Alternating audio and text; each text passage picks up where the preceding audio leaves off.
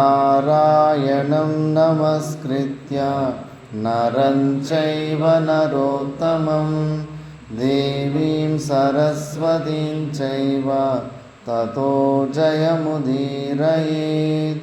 ಓಂ ಶಾಂತಿ ಶಾಂತಿ ಶಾಂತಿ. ನಾವು ಮಹಾಭಾರತದ ಆದಿಪರ್ವ 75 ಅಧ್ಯಾಯಗಳ ತನಕ ನಾವು ವಿಚಾರ ಮಾಡಿದ್ವಿ.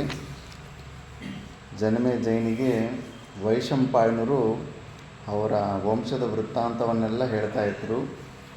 ಅದರಲ್ಲಿ ಯಯಾತಿಯ ಸ್ಟೋರಿ ಬಂತು. ಯಯಾತಿಗೆ 2 ಹೆಂಡತಿಯರು, ಶರ್ಮಿಷ್ಠೆ ಮತ್ತು ದೇವಯಾನಿ ಅಂತ ಹೆಸರು ಬಂತು. ಇವಾಗ ಆ ಜನಮೇಜಯನಿಗೆ ಕುತೂಹಲ ಬರುತ್ತೆ. ಆ ದೇವಯಾನಿ ಬ್ರಾಹ್ಮಣ ಕನ್ಯೆ ಆಗಿರ್ತಾಳೆ, ಕ್ಷತ್ರಿಯರನ್ನು ಏಕೆ ಮದುವೆ ಮಾಡಿಕೊಂಡ್ಳು? ಶರ್ಮಿಷ್ಠೆ ರಾಜನ ಮಗಳಾಗಿರ್ತಾಳೆ, ದಾಸಿ ಯಾಕೆ ಆಗಿಬಿಟ್ಲು? ಇವೆಲ್ಲ ಕುತೂಹಲತೆ ಬರುತ್ತೆ. ಆದ್ದರಿಂದ ಅದ್ರ ಬಗ್ಗೆ ಈಗ ಪ್ರಶ್ನೆ ಕೇಳ್ತಾನೆ. ಜನಮೇಜಯನು ವೈಶಂಪಾಯನರನ್ನು ಈ ಥರ ಪ್ರಶ್ನೆ ಮಾಡ್ತಾನೆ. ಬ್ರಾಹ್ಮಣೋತ್ತಮರೇ, ತಾವು ನಮ್ಮ ಪೂರ್ವಜನಾದ ಮತ್ತು ಪ್ರಜಾಪತಿಗೆ 10ನೇಯವನಾದ ಯಯಾತಿಯ ವಿಷಯವನ್ನು ಪ್ರಸ್ತಾಪಿಸಿದಾಗ ದೇವಯಾನಿ ಮತ್ತು ಶರ್ಮಿಷ್ಠೆಯರು ಅವನ ಭಾರ್ಯರೆಂದು ಹೇಳಿದ್ದೀರಿ. ದುರ್ಲಭಳಾದ ಬ್ರಾಹ್ಮಣ ಕನ್ಯೆಯಾದ ಶುಕ್ರಪುತ್ರಿಯನ್ನು ಯಯಾತಿಯು ಏಕೆ ಮದುವೆ ಆದ? ಕ್ಷತ್ರಿಯ ಥರನೇ ಮದುವೆ ಆಗ್ತಾರೆ, ಬ್ರಾಹ್ಮಣ ಕನ್ಯೆಯನ್ನು ಮದುವೆ ಆಗೋ ಪರಿಸ್ಥಿತಿ ಏನಕ್ಕೆ ಬಂತು? ಈ ವಿಷಯವನ್ನು ನಾನು ವಿಸ್ತಾರವಾಗಿ ಕೇಳಲಿಚ್ಛಿಸಿದ್ದೇನೆ. ಈ ಕಥೆಯನ್ನು ನನಗೆ ಮೊದಲಿನಿಂದಲೂ ಹೇಳಿರಿ. ನಮ್ಮ ವಂಶಜರಾದ ರಾಜರ ಕಥೆಗಳನ್ನು ಅನುಕ್ರಮವಾಗಿ ಕೇಳುವ ಆಸೆ ಇದೆ ಅಂತ ಮತ್ತೆ ಡೀಟೇಲ್ಸ್ ಕೇಳ್ತಾನೆ. ಆವಾಗ ವೈಶಂಪಾಯನರು, ಜನಮೇಜಯ, ನಿಮ್ಮ ವಂಶದಲ್ಲಿ ಜನಿಸಿದ ಯಯಾತಿ ಮಹಾರಾಜನು ದೇವರಾಜನಾದ ಇಂದ್ರನಿಗೆ ಸಮಾನನಾಗಿದ್ದನು. ತುಂಬ ಬಲಶಾಲಿಯಾಗಿರ್ತಾರೆ ಅವರೆಲ್ಲ. ಅವನ ಪಿತೃಪಿತಾಮಹರ ಯಾರೆಂಬುದನ್ನು ಈ ಹಿಂದೆ ಹೇಳಿದ್ದೀನಿ. ಆ ಕ್ರಮ ಎಲ್ಲ ಹೇಳ್ಕೊಂಡು ಬಂದರು. ದಕ್ಷ ಪ್ರಜಾಪತಿಯಿಂದ ಹೆಂಗೆಲ್ಲ ಯಾರ್ಯಾರು ಹುಟ್ಟಿ ಬಂದಿದ್ದಾರೆ ಅಂತ. ಶುಕ್ರ ವೃಷಪರ್ವರ ಹೆಣ್ಣು ಮಕ್ಕಳು ಯಯಾತಿಯನ್ನು ಹೇಗೆ ವರಿಸಿದರು ಅಂತ. ಶುಕ್ರಾಚಾರ್ಯನ ಮಗಳು ದೇವಯಾನಿ, ವೃಷಪರ್ವನ ಮಗಳು ಶರ್ಮಿಷ್ಠೆ. ವೃಷಪರ್ವನು ರಾಜನಾಗಿರ್ತಾನೆ. ವೃಷಪರ್ವನ ರಾಜ್ಯದಲ್ಲಿ ಶುಕ್ರಾಚಾರ್ಯರು ರಾಜ ಪುರೋಹಿತನಾಗಿರ್ತಾನೆ. ಆ ಥರ ಇವರಿಬ್ಬರು ಯಾಕೆ ಯಯಾತಿಯನ್ನು ಮದುವೆ ಮಾಡಿಕೊಂಡ್ರು ಅಂತ ಪ್ರಶ್ನೆ ಕೇಳ್ತಾನು. ಅದಕ್ಕೆ ಜನಮೇಜಯ, ತ್ರೈಲೋಕ್ಯದ ಮೇಲಿನ ಹತೋಟಿಯನ್ನು ಪಡೆಯುವ ಸಲುವಾಗಿ ದೇವತೆಗಳಿಗೂ ದಾನವರಿಗೂ ಆಗಿಂದಾಗೆ ಯುದ್ಧಗಳು ನಡೆಯುತ್ತಲೇ ಇದ್ದವು. ದೇವತೆಯರಿಗೆ ರಾಕ್ಷಸರಿಗೆ ಯಾವಾಗಲೂ ಯುದ್ಧ ನಡೀತಾ ಇರುತ್ತೆ. ನಮ್ಮ ಮನಸ್ಸಲ್ಲೂ ಕೂಡ ಅಷ್ಟೇ. ಆಸುರಿ ಸಂಪತ್ತಿ, ದೈವಿ ಸಂಪತ್ತಿ, 26 ದೈವಿ ಸಂಪತ್ತಿಗಳು ಮತ್ತು ದೈವಾಸುರ ಸಂಪತ್ತು ವಿಭಾಗ ಯೋಗದಲ್ಲಿ ಬರುತ್ತೆ. ಅಲ್ಲಿ ಆಸುರಿ ಸಂಪತ್ತಿಗಳು ಕೂಡ ಇರ್ತವೆ. ಈ ಎರಡೂ ಸಂಪತ್ತಿಗಳು ನಮ್ಮ ಒಳಗಡೆ ಯಾವಾಗಲೂ ಯುದ್ಧ ನಡೀತಾನೆ ಇರ್ತವೆ. ಒಂದೊಂದು ಸತಿ ದೈವಿ ಸಂಪತ್ತಿಗಳು ಗೆದ್ದಾಗ ಒಳ್ಳೆ ಸತ್ವ ಗುಣ ಪ್ರಧಾನರಾಗಿ ಒಳ್ಳೆ ಕಾರ್ಯಗಳು ಮಾಡಿ ಪುಣ್ಯನ ಪಡ್ಕೊತೀವಿ. ನಮ್ಮ ಒಳಗಡೆ ಇರೋರು ಆಸುರರು ಗೆದ್ದು ಬಿಟ್ಟರೆ ಕಾಮ, ಕ್ರೋಧ, ಲೋಭ ಇವೆಲ್ಲ ಬಂದುಬಿಟ್ಟಿದ್ದೂ ಶಾಸ್ತ್ರ ನಿಷಿದ್ಧ ಕರ್ಮಗಳು ಮಾಡಿ ಪಾಪವನ್ನು ತೊಗೊಂಡ್ಬಿಡ್ತಾ ಇರ್ತೀವಿ. ನಮ್ಮಲ್ಲೇ ನಡೀತಾ ಇರುತ್ತೆ. ದೈವಾಸುರ ಯುದ್ಧಗಳು ನಮ್ಮಲ್ಲಿ ಡೈಲಿ ನಡೀತಾ ಇರ್ತವೆ. ಆ ಥರ ಅದು ಅನಾದಿ ಕಾಲದಿಂದ ಅವರಿಬ್ಬರಿಗೂ ಶತ್ರುತ್ವ ಇದ್ದೇ ಇರುತ್ತೆ. ದೇವತೆಗಳನ್ನು ಜಯಿಸುವ ಸಲುವಾಗಿ ಅಸುರರು ಶುಕ್ರಾಚಾರ್ಯರನ್ನು ಪುರೋಹಿತರನ್ನಾಗಿ ಮಾಡಿಕೊಂಡರು. ಅಸುರರೆಲ್ಲ ಶುಕ್ರಾಚಾರ್ಯನ ಅಸುರರು ಮತ್ತು ದೇವತೆಗಳೆಲ್ಲ ಒಂದೇ ತಂದೆಯಿಂದ ಬಂದಿರೋದು. ಸ್ಟಾರ್ಟಿಂಗಲ್ಲೇ ಒಂದು ಸತಿ ಬಂದಿತ್ತು. ಆದ್ದರಿಂದ ನಮಗನ್ಸುತ್ತೆ ರಾಕ್ಷಸರಿಗೆ ಶುಕ್ರಾಚಾರ್ಯರು ಯಾಕೆ ಆಚಾರ್ಯರಾಗಿ ಹೋದ, ಈತ ಬ್ರಾಹ್ಮಣೋತ್ತಮ ಅಂತ. ಅವರು ಕೂಡ ಬ್ರಾಹ್ಮಣರೇ, ರಾಕ್ಷಸರು ಕೂಡ ಬ್ರಾಹ್ಮಣ ಸಂತಾನನೇ, ಬ್ರಾಹ್ಮಣರಿಂದ ಹುಟ್ಟಿರೋದೆ. ಒಂದೇ ತಂದೆಗೆ ಹುಟ್ಟಿರೋದು ಅಸುರರು ಮತ್ತು ಇದು ಕಶ್ಯಪ ಸ್ಟೋರಿಯಿಂದ ಅವಾಗೆಲ್ಲ ಬಂದಿತ್ತಲ್ಲ, ಮತ್ತೆ ರಿಪೀಟ್ ಆಗ್ತಾ ಇರುತ್ತೆ. ಆದ್ದರಿಂದ ಅವ್ರಿಗೆ ರಾಜಪುರೋಹಿತರಾಗಿ ಹೋಗಿರ್ತಾರೆ. ಮತ್ತು ಶುಕ್ರ ಬೃಹಸ್ಪತಿಗಳಿಬ್ಬರೂ ಬ್ರಾಹ್ಮಣರೇ ಆಗಿದ್ದರೂ ತಮ್ಮ ತಮ್ಮ ತಪಶಕ್ತಿಗಳಿಂದಲೂ ಬುದ್ಧಿ ಸಾಮರ್ಥ್ಯಗಳಿಂದಲೂ ತಮ್ಮ ಪಕ್ಷೀಯರನ್ನು ನಿಯಂತ್ರಣ ಮಾಡುತ್ತಾ ಪರಸ್ಪರವಾಗಿ ಸ್ಪರ್ಧಿಸುತ್ತಿದ್ದರು. ಇವರಿಬ್ಬರಿಗೂ ಯಾವಾಗಲೂ ಕಾಂಪಿಟೇಷನ್. ಅರ್ಜುನನಿಗೆ ಕರ್ಣನಿಗೆ ಹೆಂಗೋ ಆ ಥರ ಬೃಹಸ್ಪತಿಗೆ ಮತ್ತು ಶುಕ್ರಾಚಾರ್ಯನಿಗೆ ಒಬ್ರಿಗೊಬ್ಬರು ಕಾಂಪಿಟೇಷನ್ ಮೇಲೆ ಜಗಳ ಮಾಡ್ತಾರೆ. ಮತ್ತು ವಶಿಷ್ಠನಿಗೆ ಮತ್ತು ವಿಶ್ವಾಮಿತ್ರ ಇವ್ರದ್ದೆಲ್ಲ ಒಳ್ಳೆ ಜೋಡಿಗಳಿವು, ಫೈಟಿಂಗ್ ಜೋಡಿಗಳಿವು. ಬೃಹಸ್ಪತಿಯಿಂದ ನಿಯಂತ್ರಿತರಾದ ದೇವತೆಗಳು ದಾನವರನ್ನೆಲ್ಲ ಸಂಹಾರ ಮಾಡಿ ಬರುತ್ತಿದ್ದರು. ಶುಕ್ರನು ತನ್ನ ವಿದ್ಯಾಬಲದಿಂದ ಸತ್ತ ದಾನವರನ್ನು ಬದುಕಿಸಿ ದೇವತೆಗಳೊಡನೆ ಯುದ್ಧ ಮಾಡಲು ಅವರನ್ನು ಪುನಃ ಕಲಿಸಿಕೊಡುತ್ತಿದ್ದನು. ಸಂಜೀವಿನಿ ವಿದ್ಯೆ ಇತ್ತು. ಈ ವಿದ್ಯೆ ಸಾಮಾನ್ಯ ಯೋಗಿಗಳಿಗಲ್ಲ, ತುಂಬ ಯೋಗಿಗಳಲ್ಲಿ ವಿಶಿಷ್ಟವಾದಂಥ ಯೋಗಿಗಳಂದರೆ ಬ್ರಹ್ಮಜ್ಞಾನಿಯೇ ಆಗಿರುವಂಥ ಯೋಗಿ, ಅಂದರೆ ಅನಿಮ-ಗರಿಮದ ಸಿದ್ಧಿಗಳು ಪ್ಲಸ್ ಬ್ರಹ್ಮಜ್ಞಾನ, ಜೀವನ್ಮುಕ್ತಿ ಸ್ಥಿತಿ. ಅಂಥ ಸ್ಥಿತಿಯಲ್ಲಿರೋವಂಥವ್ರಿಗೆ ಹೋಗಿರೋ ಪ್ರಾಣವನ್ನು ಮತ್ತೆ ತರಿಸೋ ಸಾಮರ್ಥ್ಯ ಇರುತ್ತೆ. ಮಿಕ್ಕಿದ್ದು ಕೇವಲ ಜಡ ಸಮಾಧಿಯಿಂದ ಅನಿಮ-ಗರಿಮದ ಸಿದ್ಧಿಗಳು ಹೊಂದಿರೋಂಥವ್ರು ಸತ್ತಿರೋನ್ನು ಬದುಸೋದಕ್ಕಾಗೋದಿಲ್ಲ. ಮಿಕ್ಕಿದ್ದು ಕೆಲಸಗಳು ಕೆಲವೊಂದು ಕೆಪ್ಯಾಸಿಟಿ ಬರುತ್ತೆ, ಅವರು ಮಿನಿ ಈಶ್ವರರ ಥರ ಕೆಪ್ಯಾಸಿಟಿ ಇರುತ್ತೆ. ಬಟ್ ಸತ್ತಿರೋರನ್ನು ಬದುಕಿಸೋ ಸಾಮರ್ಥ್ಯ ಮಾತ್ರ ಜೀವನ್ಮುಕ್ತ ಸ್ಥಿತಿಯಲ್ಲಿದ್ದು ಅನಿಮ-ಗರಿಮದ ಸಿದ್ಧಿಗಳು ಏನೆಲ್ಲ ವ್ಯಕ್ತ ಆಗಿರುತ್ತೋ ಅಂಥ ಮಹಾಯೋಗಿಗಳಿಗೆ ಅದು ಸಾಧ್ಯ ಆಗುತ್ತೆ. ಶುಕ್ರಾಚಾರ್ಯನಿಗೆ ಆ ವಿದ್ಯೆ ಇತ್ತು, ಸಂಜೀವಿನಿ ವಿದ್ಯೆ. ಬೃಹಸ್ಪತಿಯಲ್ಲಿ ಇರಲಿಲ್ಲ ಅದು. ಬೃಹಸ್ಪತಿಯು ಯದ್ಯಪಿ ಮಂತ್ರಶಾಸ್ತ್ರದಲ್ಲಿ ಮತ್ತು ನೀತಿಶಾಸ್ತ್ರದಲ್ಲಿ ನಿಪುಣನಾಗಿದ್ದರೂ ಅವನಿಗೆ ಸತ್ತವರನ್ನು ಬದುಕಿಸುವ ಸಂಜೀವಿನಿ ವಿದ್ಯೆಯು ತಿಳಿದಿರಲಿಲ್ಲ. ಆದ್ದರಿಂದ ಯುದ್ಧದಲ್ಲಿ ಮೃತರಾಗುತ್ತಿದ್ದ ದೇವತೆಗಳನ್ನು ಬದುಕಿಸಲು ಅಸಮರ್ಥನಾಗಿದ್ದನು. ಅದರಿಂದಾಗಿ ದೇವತೆಗಳಿಗೆ ಬಹಳ ವಿಷಾದ ಉಂಟಾಯಿತು. ಶುಕ್ರನಲ್ಲಿದ್ದ ಸಂಜೀವಿನಿ ವಿದ್ಯೆಯಿಂದ ಭೀತರಾದ ದೇವತೆಗಳು ತಮ್ಮ ತಮ್ಮಲ್ಲಿಯೇ ಸಮಾಲೋಚಿಸಿದರು. ಶುಕ್ರನಲ್ಲಿರುವ ಸಂಜೀವಿನಿ ವಿದ್ಯೆಯನ್ನು ತಮ್ಮ ಕಡೆಯವರಲ್ಲಿ ಯಾರಾದರೊಬ್ಬರು ಕಲಿತು ಬರಬೇಕೆಂಬ ನಿರ್ಧಾರಕ್ಕೆ ಬಂದರು. ಅಷ್ಟೇ, ಮತ್ತು ಆಪೋಸಿಟ್ ಟೀಮಲ್ಲಿ ಏನು ಎಕ್ಸ್ಟ್ರಾ ಸ್ಟ್ರಾಂಗ್ ವೆಪನ್ ಇರುತ್ತೋ ಅಂಥ ಸಮಯದಲ್ಲಿ ಸಾಮ ದಾನ ಭೇದ ದಂಡಗಳಿಂದ ಆ ವಿದ್ಯೆ ನಮಗೆ ಬರೋ ತನಕ ಶಾಂತಿ ನೀಡಬೇಕು. ಸುಮಾರು ಜನ ಮೋದಿಯವ್ರನ್ನ ಹಂಗೆ ಇನ್ನು ಯಾಕೆ ಅದು ಮಾಡಲಿಲ್ಲ ಇದು ಮಾಡಲಿಲ್ಲ ಅಂತ ಮಾಡೋ ಸಮಯದಲ್ಲಿ ಮಾಡ್ತಾರೆ. ಅವೆಲ್ಲ ಮಾಡಬೇಕಂದ್ರೆ ಫಸ್ಟು ತಯಾರಿ ಇರಬೇಕು. ತಯಾರಿ ಎಷ್ಟು ಸ್ಟ್ರಾಂಗ್ ಆಗಿದ್ದರೆ ಅಷ್ಟು ಮತ್ತೆ ಎದುರಿಸೋ ಕೆಪ್ಯಾಸಿಟಿ ಬರುತ್ತೆ. ಸುಮ್ಮನೆ ಹುಚ್ಚರ ತೊಂದರೆಪಾಟು ಅಂತಾರಲ್ಲ, ಆ ಥರ ಆತುರದಿಂದ ಏನಾದರೂ ಮಾಡೋಕ್ಕೆ ಹೋದರೆ ಮತ್ತು ಪರಿಣಾಮ ವಿಪರೀತವಾಗಿರುತ್ತೆ. ಈಗ ನೋಡು, ದೇವತೆಗಳು ಆ ಕಡೆ ಒಂದು ಎಕ್ಸ್ಟ್ರಾ ವಿದ್ಯೆ ಇದೆ, ಸಂಜೀವಿನಿ ವಿದ್ಯೆ ಇದೆ ಅಂತ, ಆ ವಿದ್ಯೆಯನ್ನು ಮತ್ತೆ ಅವರನ್ನು ನಾವು ಗೆಲ್ಲಬೇಕಾದ್ರೆ ಆ ವಿದ್ಯೆ ನಮ್ಮಲ್ಲಿರಬೇಕು. ಇದು ನಮ್ಮ ನೀತಿ ಅಂತ. ಅಂದರೆ ಇದನ್ನೆಲ್ಲ ಮಹಾಭಾರತ ಓದಿದ್ರೆ ಇವೆಲ್ಲ ಜ್ಞಾನ ಬರುತ್ತೆ.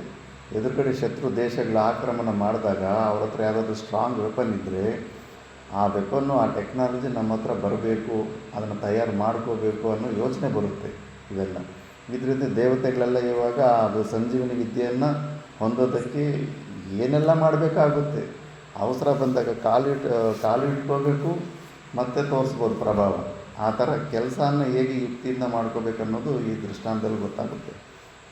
ಜಿತೇಂದ್ರಿಯರಾಗಿ ಜಿತಕ್ರೋಧರಾಗಿ ಅಂಥ ಮಹಾವಿದ್ಯೆಯನ್ನು ಶುಕ್ರನಿಂದಲೇ ಪಡೆದುಕೊಳ್ಳುವ ಸಾಮರ್ಥ್ಯವು ತಮ್ಮಲ್ಲಿ ಯಾರಿಗಿರುವುದೆಂಬುದನ್ನು ದೇವತೆಗಳು ಸ್ವಲ್ಪ ಕಾಲ ಯೋಚಿಸಿ ಬೃಹಸ್ಪತಿಯ ಮಗನಾದ ಕಚನೇ ಆ ಮಹಾವಿದ್ಯೆಯನ್ನು ಕಲಿತು ಬರಲು ಸಮರ್ಥನೆಂದು ನಿರ್ಧರಿಸುತ್ತಾರೆ. ಬೃಹಸ್ಪತಿಯ ಹಿರಿಯ ಮಗನಾದ ಕಚನ ಬಳಿಗೆ ಹೋಗಿ ಅವನನ್ನು ಕುರಿತು ಹೇಳಿದರು.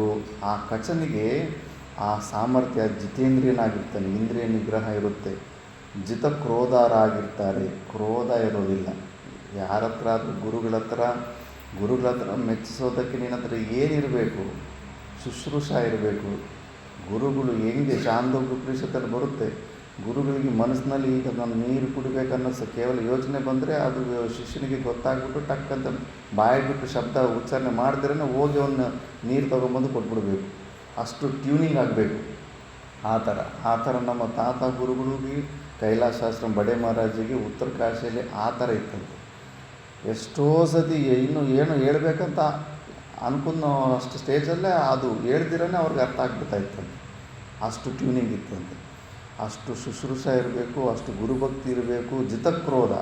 ಕ್ರೋಧ ಬಂತಂದರೆ ಮುಗೀತು, ಅವನಿಗೇನು ಕಂಟ್ರೋಲೇ ಇಲ್ಲ ಅಂತ, ಕಂಟ್ರೋಲ್ಲೆಸ್ ಸಾಧನೆ ಅಂದ್ಬಿಟ್ಟು ಅಂಥ ಕೆಪಾಸಿಟಿ ಕಚನಿಗೆ ಇತ್ತದು. ಮತ್ತು ಬ್ರಾಹ್ಮಣೋತ್ತಮ ಅದಕ್ಕೆ ಹೋಗ್ಬಿಟ್ಟು ಕಚನ ಹತ್ರ ಈಗ ರಿಕ್ವೆಸ್ಟ್ ಮಾಡ್ಕೊತಾರೆ, ಬ್ರಾಹ್ಮಣೋತ್ತಮನೇ, ನಾವು ನಿನ್ನನ್ನು ಪ್ರಾರ್ಥಿಸಲು ಬಂದಿರುವೆವು. ನಮ್ಮ ಪ್ರಾರ್ಥನೆಯನ್ನು ಅಂಗೀಕರಿಸಿ ನಮಗೆ ನೀನು ಸಹಾಯ ಮಾಡಬೇಕು.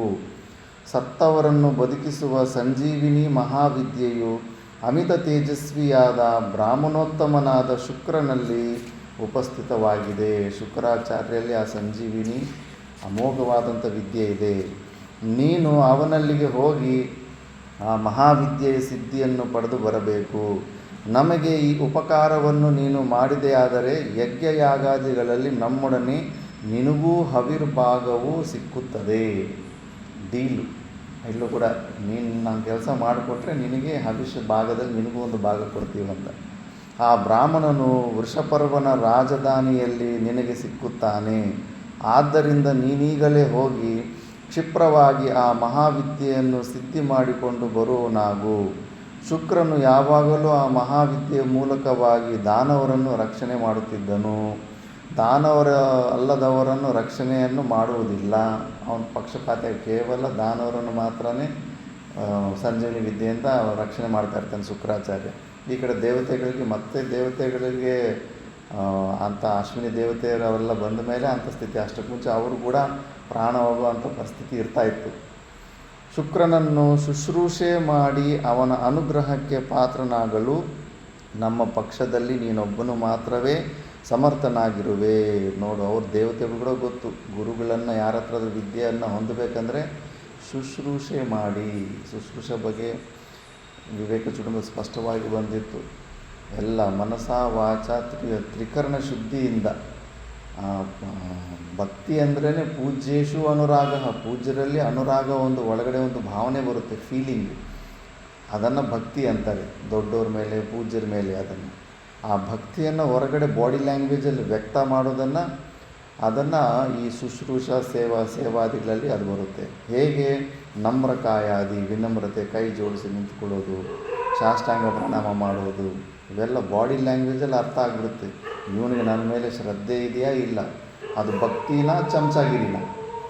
ಇವೆರಡೂ ಕೂಡ ವೇದಾಂತಿಗಳಾದವ್ರಿಗೆ ಪಕ್ಕ ಗೊತ್ತಾಗ್ಬಿಡುತ್ತೆ, ಇವನು ಭಕ್ತಿ ಮಾಡ್ತಾಯಿದ್ದಾನೆ ಇಲ್ಲ ಚಮಚಾಗಿರಿ ಮಾಡ್ತಾಯಿದ್ದಾನೆ ಅಂದ್ಬಿಟ್ಟು. ಮತ್ತು ಅಂಥ ಶುಶ್ರೂಷೆ ಇದ್ರೇ ನಿನಗೆ ಗುರುಗಳನ್ನು ನೀನು ಮೆಚ್ಚಿಸೋದಕ್ಕಾಗುತ್ತೆ. ಅಂಥ ಶುಶ್ರೂಷೆ ಇದ್ದವರಿಗೆ ಗುರುಗಳು ಪೂರ್ಣವಾಗಿ ವಿದ್ಯೆಯನ್ನು ಕೊಡ್ತಾರೆ. ನೀನಿನ್ನೂ ಪೂರ್ವ ವಯಸ್ಕನಾಗಿರುವೆ. ನೀನಲ್ಲಿಗೆ ಹೋಗುವ ಮೊದಲು ಮತ್ತೊಂದು ವಿಷಯವನ್ನು ನಿನಗೆ ಹೇಳಬೇಕಾಗಿದೆ. ಮಹಾತ್ಮನಾದ ಶುಕ್ರನಿಗೆ ದೇವಯಾನಿ ಎಂಬ ಮಗಳೊಬ್ಬಳಿರುವಳು. ಅವಳನ್ನು ಕಂಡರೆ ಶುಕ್ರನಿಗೆ ಪಂಚಪ್ರಾಣ. ಶುಕ್ರನ ಅನುಗ್ರಹವನ್ನು ಸಂಪಾದಿಸಬೇಕಾದರೆ ನೀನು ದೇವಯಾನಿಯ ಒಲುಮೆಯನ್ನು ಪಡೆಯಬೇಕಾಗುವುದು. ಸೌಶೀಲ್ಯ, ಉದಾರತೆ, ಮಧುರ ಸ್ವಭಾವ, ಸದಾಚಾರ ಮತ್ತು ಜಿತೇಂದ್ರಿಯತೆ ಇವುಗಳ ಮೂಲಕವಾಗಿ ನೀನು ದೇವಯಾನಿಯನ್ನು ಸಂತೃಪ್ತಿಗೊಳಿಸಬೇಕು.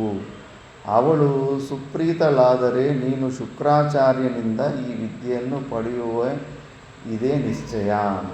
ಯಾಕಂದರೆ ಮಗಳಂದರೆ ತುಂಬ ಇಷ್ಟ. ನೀನು ಆ ಮಗಳನ್ನೇ ನೀನು ಬುಟ್ಟಿಗೆ ಹಾಕ್ಕೊಂಡ್ರೆ ಆ ಮಗಳ ಸಲುವಾಗಿ ನಿನಗೆ ಆವಾಗ ಅವನು ವಿದ್ಯೆ ಕೊಡ್ತಾನೆ, ಇಲ್ಲಂದ್ರೆ ಸುಮ್ಮನೆ ಕೊಡೋ ಚಾನ್ಸಸ್ಸು ಕಾಣಿಸ್ತಾ ಇಲ್ಲ ಅಂತಾರೆ. ಮತ್ತು ತೇಜಸ್ವಿಯಾದ ಕಚನು ದೇವತೆಗಳ ಪ್ರಾರ್ಥನೆಯನ್ನು ಅಂಗೀಕರಿಸಿದನು. ದೇವತೆಗಳು ಅವನನ್ನು ಯಥೋಚಿತವಾಗಿ ಸತ್ಕರಿಸಿದ ನಂತರ ಕಚನು ವೃಷಪರ್ವನ ರಾಜಧಾನಿ ಕಡೆಗೆ ಪ್ರಯಾಣ ಮಾಡಿದನು. ಜನ್ಮೇಜಯ, ಬಹು ಶೀಘ್ರವಾಗಿಯೇ ಕಚನು ವೃಷಪರ್ವನ ರಾಜಧಾನಿಯನ್ನು ತಲುಪಿ ಶುಕ್ರರಿದ್ದ ಅರಮನೆಗೆ ಹೋಗಿ ಅವರನ್ನು ಕಂಡು ಅಭಿವಾದನಪೂರ್ವಕವಾಗಿ ನಮಸ್ಕಾರ ಮಾಡಿ ಹೇಳಿದನು, ಪೂಜ್ಯರೇ, ನಾನು ಅಂಗಿರಸ ಮಹರ್ಷಿಯ ಪೌತ್ರನೂ ಬೃಹಸ್ಪತಿಯ ಪುತ್ರನೂ ಆಗಿರುವೆನು.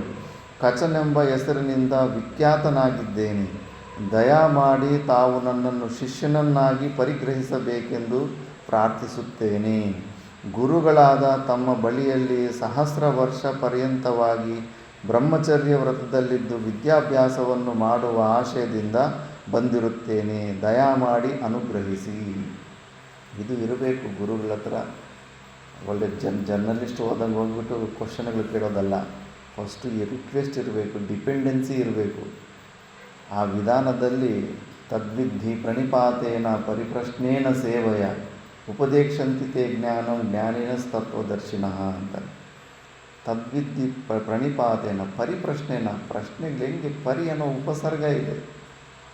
ಅದೆಲ್ಲ ಗುರುಗಳಿಗೆ ಬರುತ್ತಾ ಇಲ್ಲ ಅಂತ ಚೆಕ್ ಮಾಡೋದು, ವ್ಯಂಗ್ಯವಾಗಿ ಕೇಳೋದು, ಇವೆಲ್ಲ ಏನು ಇಲ್ದಿರೋ ವಕ್ರಬುದ್ಧಿ ಇಲ್ದಿರೋ ಸ್ಟ್ರೈಟ್ ಫಾರ್ವರ್ಡಿಂದ ಕಂಪ್ಲೀಟ್ ಡಿಪೆಂಡೆನ್ಸಿ, ಕಂಪ್ಲೀಟ್ ಶರಣಾಗತಿ ಇದ್ದು ಆ ವಿನಯತೆಯಿಂದ ನಮ್ಮ ಬಾಡಿ ಲ್ಯಾಂಗ್ವೇಜ್, ವಾಕಲ್ಲೂ ವಿನಯತೆ ಕಾಣಿಸ್ಬೇಕು, ಬಾಡಿ ಲ್ಯಾಂಗ್ವೇಜಲ್ಲಿ ವಿನಯತೆ ಕಾಣಿಸ್ಬೇಕು, ಮನಸ್ಸಿನಲ್ಲೂ ಕೂಡ ಅಂಥ ವಿನಯ ಭಾವ ಇರಬೇಕು.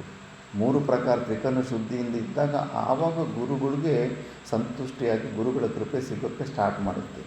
ಇದು ಈ ಪದ್ಧತಿಯದು. ಮಗು ಕಚ, ನಿನಗೆ ಸ್ವಾಗತವನ್ನು ಬಯಸುತ್ತೇನೆ. ನಿನ್ನ ಇಚ್ಛೆಯಂತೆ ನೀನು ನನ್ನ ಬಳಿಯಲ್ಲಿ ಶಿಷ್ಯನಾಗಿರಲು ಅನುಮತಿಸುತ್ತಿದ್ದೇನೆ. ನೀನು ಪುರಸ್ಕಾರಕ್ಕೆ ಅರ್ಹನೂ ಆಗಿರುವೆ. ನಿನ್ನನ್ನು ಪುರಸ್ಕರಿಸುವುದರಿಂದ ದೇವಗುರುವಾದ ಮತ್ತು ನಿನ್ನಿಂದ ತಂದೆಯಾದ ಬೃಹಸ್ಪತಿಯನ್ನೇ ಪುರಸ್ಕರಿಸಿದಂತಾಗುತ್ತದೆ. ಇನ್ನು ಶುಕ್ರಾಚಾರ್ಯನಿಗೆ ಗ್ರೇಟ್ ಅನ್ನಿಸ್ತು. ನಮ್ಮ ವಿರೋಧಿ ಮಗನೇ ನನ್ನ ಹತ್ರ ಕಲಿಯಕ್ಕೆ ಬಂದಿದ್ದಂದರೆ ನನ್ನದೇ ಕೀರ್ತಿ ಆಗುತ್ತೆ, ಅವ್ರ ತಂದೆ ಹತ್ರ ಕಲಿಯಿದ್ದೀರ ನನ್ನ ಹತ್ರ ಬಂದಿದ್ದಾನೆ ಅಂದ್ಬಿಟ್ಟು. ಬಟ್ ಇಮಿಡಿಯೇಟಾಗಿ ಆ ಒಂದು ವಿನಯತೆ, ಆ ಶುಶ್ರೂಷೆ ಪದ್ಧತಿಯಿಂದ ಇಮಿಡಿಯೇಟಾಗಿ ಸ್ವೀಕಾರ ಮಾಡ್ತಾ ಇಲ್ಲ. ನಾನು ಮೊದಲನೇ ದಿವಸ ಕೈಲಾಸಾಶ್ರಮಕ್ಕೆ ಹೋದಾಗ ಅಲ್ಲೊಬ್ಬ ಕೊಠಾರಿ ಇದ್ದರು, ಪ್ರಜ್ಞಾನಂದ ಮಹಾರಾಜ್ ಅಂತ. ಈಗ ಬಿಹಾರಲ್ಲಿ ಸಪ್ರೇಟ್ ಆಶ್ರಮ ಮಾಡ್ಕೊಂಡಿದ್ದಾರೆ. ಮೊದಲನೇ ದಿವಸ ಹೋದ ತಕ್ಷಣ ನಾನು ಅವರ ಕಾಲಿಗೆ ಬಿದ್ದು ಸಾಷ್ಟಾಂಗ ಪ್ರಣಾಮ ಮಾಡಿದ್ದಕ್ಕೆ ಅಲ್ಲೇ ಅಂದ್ಬಿಟ್ರು, ನಿನಗಿಲ್ಲ 100% ಇರೋ ಅವಕಾಶ ಸಿಗ್ಬಿಡುತ್ತೆ ಅಂತ. ವಿನಯತೆ ಇಸ್ ದ ಫಸ್ಟ್ ಸ್ಟೆಪ್ಪು. ಅದು ಇದ್ದರೆ ಎಲ್ಲಿ ಬೇಕಾದರೂ ಗೆಲ್ತಾ ಹೋಗ್ತಾ ಇರ್ತೀವಿ. ವಿದ್ಯಾದದಾತಿ ವಿನಯಂ ಅಂತ. ಈಗೋ ಇರೋನು ಹಂಗೆಲ್ಲ ಬಗ್ಗಕ್ಕಾಗಲ್ಲ ಒಳಗಡೆ. ಈಗೋ ಇಲ್ಲದೇ ಇರೋನೇ ಹಂಗೆ ಬಗ್ಗೋದಕ್ಕಾಗುತ್ತೆ. ಅಹಂಕಾರ ಎಷ್ಟಿರುತ್ತೋ ಅವನು ಅಷ್ಟು ರಾಕ್ಷಸ, ಅಷ್ಟು ಅಸುರ ಅನ್ನಬೇಕಷ್ಟೆ. ಅಹಂಕಾರನ ಎಷ್ಟು ಡೈಲ್ಯೂಟ್ ಮಾಡ್ಕೊಂಡಿರ್ತಾನೋ ಅವನಷ್ಟು ದೇವತಾ ಪುರುಷನಾಗಿರ್ತಾನೆ ಅಂದ್ಬಿಟ್ಟು. ಅದರಿಂದ ಯಾರೇ ಆಗಲಿ ಸಂತುಷ್ಟಿ ಆಗಿಬಿಡ್ತಾರೆ. ಈಗ ಒಬ್ಬ ಶಿಷ್ಯನಾಗಿ ಸ್ವೀಕಾರ ಮಾಡಿಬಿಟ್ಟ. ಶುಕ್ರರು ತನ್ನನ್ನು ಶಿಷ್ಯನನ್ನಾಗಿ ಅಂಗೀಕರಿಸಲು ಒಪ್ಪುವುದಕ್ಕೆ ಕಚನು ತನ್ನ ಆನಂದವನ್ನು ವ್ಯಕ್ತಪಡಿಸಿದನು. ಗುರುಗಳ ಆದೇಶದಂತೆ ಬ್ರಹ್ಮಚರ್ಯ ವ್ರತವನ್ನು ಸ್ವೀಕರಿಸಲು ಸಿದ್ಧನಾದನು. ಗುರುಗಳ ಅಪ್ಪಣೆಯನ್ನು ಪಡೆದು ಸುಮುಹೂರ್ತದಲ್ಲಿ ಬ್ರಹ್ಮಚರ್ಯ ವ್ರತವನ್ನು ಯಥಾವಿಧಿಯಾಗಿ ಪರಿಗ್ರಹಿಸಿದ ನಂತರ ಗುರುಗಳಾದ ಶುಕ್ರಾಚಾರ್ಯರನ್ನು ಗುರುಪುತ್ರಿಯಾದ ದೇವಯಾನಿಯನ್ನು ಯಥೋಚಿತವಾಗಿ ಶುಶ್ರೂಷೆ ಮಾಡುತ್ತಿದ್ದನು. ನೋಡು, ಗುರುಗಳಿಗೆ ಗುರುಪುತ್ರಿಯರಿಗೂ ಕೂಡ ಅಷ್ಟೇ ಸಮ್ಮಾನ ಕೊಡ್ತಾ ಇರಬೇಕು. ನನಗೆ ರೀಸೆಂಟಾಗಿ ವೃಂದಾವನದಲ್ಲಿ ಪ್ರೇಮಾನಂದ ಮಹಾರಾಜ್ ಅಂತ ಒಬ್ಬರು ಇರ್ತಾರೆ. ಅವರೇ ಅಂತ ಟಾಪ್ ಲೆವೆಲ್ಲು ಸಂತರಂದರೆ, ಅವರು ಒಬ್ಬ ಗೃಹಸ್ಥ ವ್ಯಕ್ತಿಯಿಂದ ದೀಕ್ಷೆ ತಗೊಂಡಿದ್ದಾರೆ. ಮಂತ್ರ ವೈಷ್ಣವ ಸನ್ಯಾಸಿ ಪರಂಪರದಲ್ಲೂ ದೀಕ್ಷೆ ತಗೊಂಡಿದ್ದಾರೆ. ಅಷ್ಟಕ್ಕೂ ಮುಂಚೆ ಗೃಹಸ್ಥರಿಂದ ಕೂಡ ಅದು ಹರಿವಂಶ ಅನ್ನೋ ಒಂದು ಪದ್ಧತಿಯಿಂದ ಅದು ಪರಮಾತ್ಮನ ವಂಶ ಅಂತಲೇ ಬರ್ತಾಯಿದೆ. ಅದು ಆ ವಂಶದಿಂದ ಅಲ್ಲಿ ದೀಕ್ಷೆ ತಗೊಂಡಿದ್ದಾರೆ. ಅವರು ಗೃಹಸ್ಥರಾಗಿದ್ದರೆ ಗುರು ಬರೋ ಮೂಮೆಂಟಲ್ಲಿ ಅವ್ರ ಗುರುಗಳು, ಗುರುಪತ್ನಿಯನ್ನು, ಗುರು ಮಕ್ಕಳನ್ನು ಕೂಡ ಎಲ್ಲರನ್ನೂ ಕೂಡ ಮೇಲ್ಗಡೆ ಕೂಡಿಸಿ ಅವ್ರ ಪಾದಗಳಿಗೆಲ್ಲ ತೊಡೆದು ಅವರೇ ಪಾಪ ಹೆದರ್ಕೊತಾ ಇದ್ದಾರೆ ಮಕ್ಕಳು, ಗುರು ಮಕ್ಕಳು. ಯಾಕಂದರೆ ಇವರು ಸಾಮಾನ್ಯ ಅವರೆಲ್ಲ ಲಕ್ಷಾಂತರ ಜನ 2 ಗಂಟೆ ರಾತ್ರಿಗೆ ಒಂದು ದರ್ಶನ ಮಾಡಬೇಕಂತ ವೆಯ್ಟ್ ಮಾಡ್ತಾ ಇರ್ತಾರೆ ಅವರು. ಅಂತ ಅವರು ಅದು ಮಾಡ್ತಾಯಿದ್ರು. ಪಾಪ ಗುರು ಮಕ್ಕಳೇ ಹೆದರ್ತಾ ಇದ್ದಾರೆ, ಅಯ್ಯೋ ಬೇಡ ಅಂದರೆ ಇಲ್ಲ ಪದ್ಧತಿ, ಶಾಸ್ತ್ರ ಅಂತ ಶಾಸ್ತ್ರ, ಪದ್ಧತಿ ಅಂದರೆ ಪ್ರೋಟೋಕಾಲ್ ಅಷ್ಟೇ. ಗುರು ಅಂತ ಸ್ವೀಕಾರ ಮಾಡಿದ ಮೇಲೆ ಅವರು ಗುರುಪುತ್ರರನ್ನು ಕೂಡ ಅದೇ ಸಮ್ಮಾನದಿಂದ ನೋಡ್ಕೋಬೇಕು. ಈಗ ನೋಡು, ದೇವಯಾನಿಯು ಕೂಡ ಅದೇ ಥರ ಶುಶ್ರೂಷೆಯಿಂದ ಅವರು ಗುರುಗಳಿಗೆ, ಶುಕ್ರಾಚಾರ್ಯರಿಗೆ ಹೆಂಗೆ ಸೇವೆ ಮಾಡ್ತಾಯಿದ್ದಾನೋ ಅದೇ ಥರ ದೇವಯಾನಿಗೂ ಕೂಡ ಅದೇ ಸೇವೆ ಮಾಡ್ತಾಯಿದ್ದಾನೆ. ದೇವಯಾನಿಗೆ ಮಾಡಬೇಕಾಗಿದ್ದ ಶುಶ್ರೂಷಾ ವಿಧಾನವೇ ಬೇರೆಯಾಗಿದ್ದಿತು. ಗುರುಗಳಿಗೆ ಸಮಿದ್ದರ್ಭೆಗಳನ್ನು, ಪುಷ್ಪ ಫಲಗಳನ್ನು ತರಬೇಕಾಗಿದ್ದಿತು. ಯುವತಿಯಾದ ದೇವಯಾನಿಗೆ ಯುವಕನಾದ ಕಚನೊಡನೆ ವಿಹರಿಸುವ ಆಶಯವಿತ್ತು. ಆದರೂ ದೇವಯಾನಿಗೆ ಕಚನನ್ನು ಬ್ರಹ್ಮಚರ್ಯದಿಂದ ಭ್ರಷ್ಟನನ್ನಾಗಿ ಮಾಡುವ ಇಚ್ಛೆ ಇರಲಿಲ್ಲ. ಯಾಕಂದರೆ ಅವರು ತಂದೆ ಅಷ್ಟು ಸಿಸ್ಟಮ್ಯಾಟಿಕ್ಕಿಂದ ಬೆಳೆಸಿದ್ದಾರೆ. ಬ್ರಹ್ಮಚರ್ಯ ವ್ರತಕ್ಕೆ ಭಂಗವೂ ಬರದಂತೆ ಅವಳೂ ನಡೆದುಕೊಳ್ಳುತ್ತಿದ್ದಳು. ಕಚನು ಗಾಯನ ಪಟುವೂ ಆಗಿದ್ದನು. ಕಚನು ಹಾಡುತ್ತಿದ್ದನು, ವಾದ್ಯಗಳನ್ನು ಬಾರಿಸುತ್ತಿದ್ದನು, ಕೆಲವು ಸಮಯಗಳಲ್ಲಿ ನೃತ್ಯ ಮಾಡುತ್ತಿದ್ದನು. ಅವಳಿಗೆ ಬೇಕಾದ ಹಣ್ಣುಗಳನ್ನು ತಂದುಕೊಡುತ್ತಿದ್ದನು. ದೇವಯಾನಿಯು ಹೇಳಿದಂತೆಯೇ ಕಚನು ನಡೆದುಕೊಳ್ಳುತ್ತಿದ್ದನು. ಕಚನ ಮನಸ್ಸಿನಲ್ಲಿ ದೇವಯಾನಿಯು ಗುರುಪುತ್ರಿ ಎಂಬ ಪೂಜ್ಯ ಭಾವನೆ ಇದ್ದಿತು. ಗುರುಪುತ್ರಿಯನ್ನು ಪೂಜ್ಯ ಭಾವ ಇತ್ತು. ದೇವಯಾನಿಯು ರಹಸ್ಯದಲ್ಲಿ ಬ್ರಹ್ಮಚರ್ಯ ವ್ರತನಿಷ್ಠನಾದ ಕಚನನ್ನು ಕುಳ್ಳಿರಿಸಿ ಗಾಯನ ನೃತ್ಯಗಳಿಂದ ಅವನನ್ನು ಉಪಚರಿಸುತ್ತಿದ್ದಳು. ಅವಳ ಆಜ್ಞಾನುಸಾರವಾಗಿ ಆ ಎಲ್ಲ ಉಪಚಾರಗಳನ್ನು ಕಚನು ಪರಿಗ್ರಹಿಸಬೇಕಾಗಿದ್ದಿತು. ಭಕ್ತಿಪರವಶರಾದವರು ಭಗವದ್ ವಿಗ್ರಹವನ್ನೇ ತಮ್ಮ ಸ್ವಾಮಿಯೆಂದು ಭಾವಿಸಿ ವಿಗ್ರಹವನ್ನೇ ಪೂಜಿಸಿ ಅದರ ಮುಂದೆ ಹಾಡಿ ಪಾಡಿ ನಲಿಯುವ ರೀತಿಯಲ್ಲಿ ದೇವಯಾನಿಯು ಕಚನನ್ನು ಆರಾಧನೆ ಮಾಡುತ್ತಿದ್ದಳು. ಆ ಸಮಯದಲ್ಲಿ ಕಚನು ಸಹ ವಿಗ್ರಹ ರೂಪನಾಗಿಯೇ ಇದ್ದು ಬಿಡುತ್ತಿದ್ದನು. ಜಿತೇಂದ್ರಿಯನಾದ ಕಚನಿಗೆ ದೇವಯಾನಿಯು ಮಾಡುತ್ತಿದ್ದ ಚೇಷ್ಟೆಗಳಿಂದ ಯಾವ ವಿಧವಾದ ಮನೋವಿಕಾರವೂ ಉಂಟಾಗಲಿಲ್ಲ.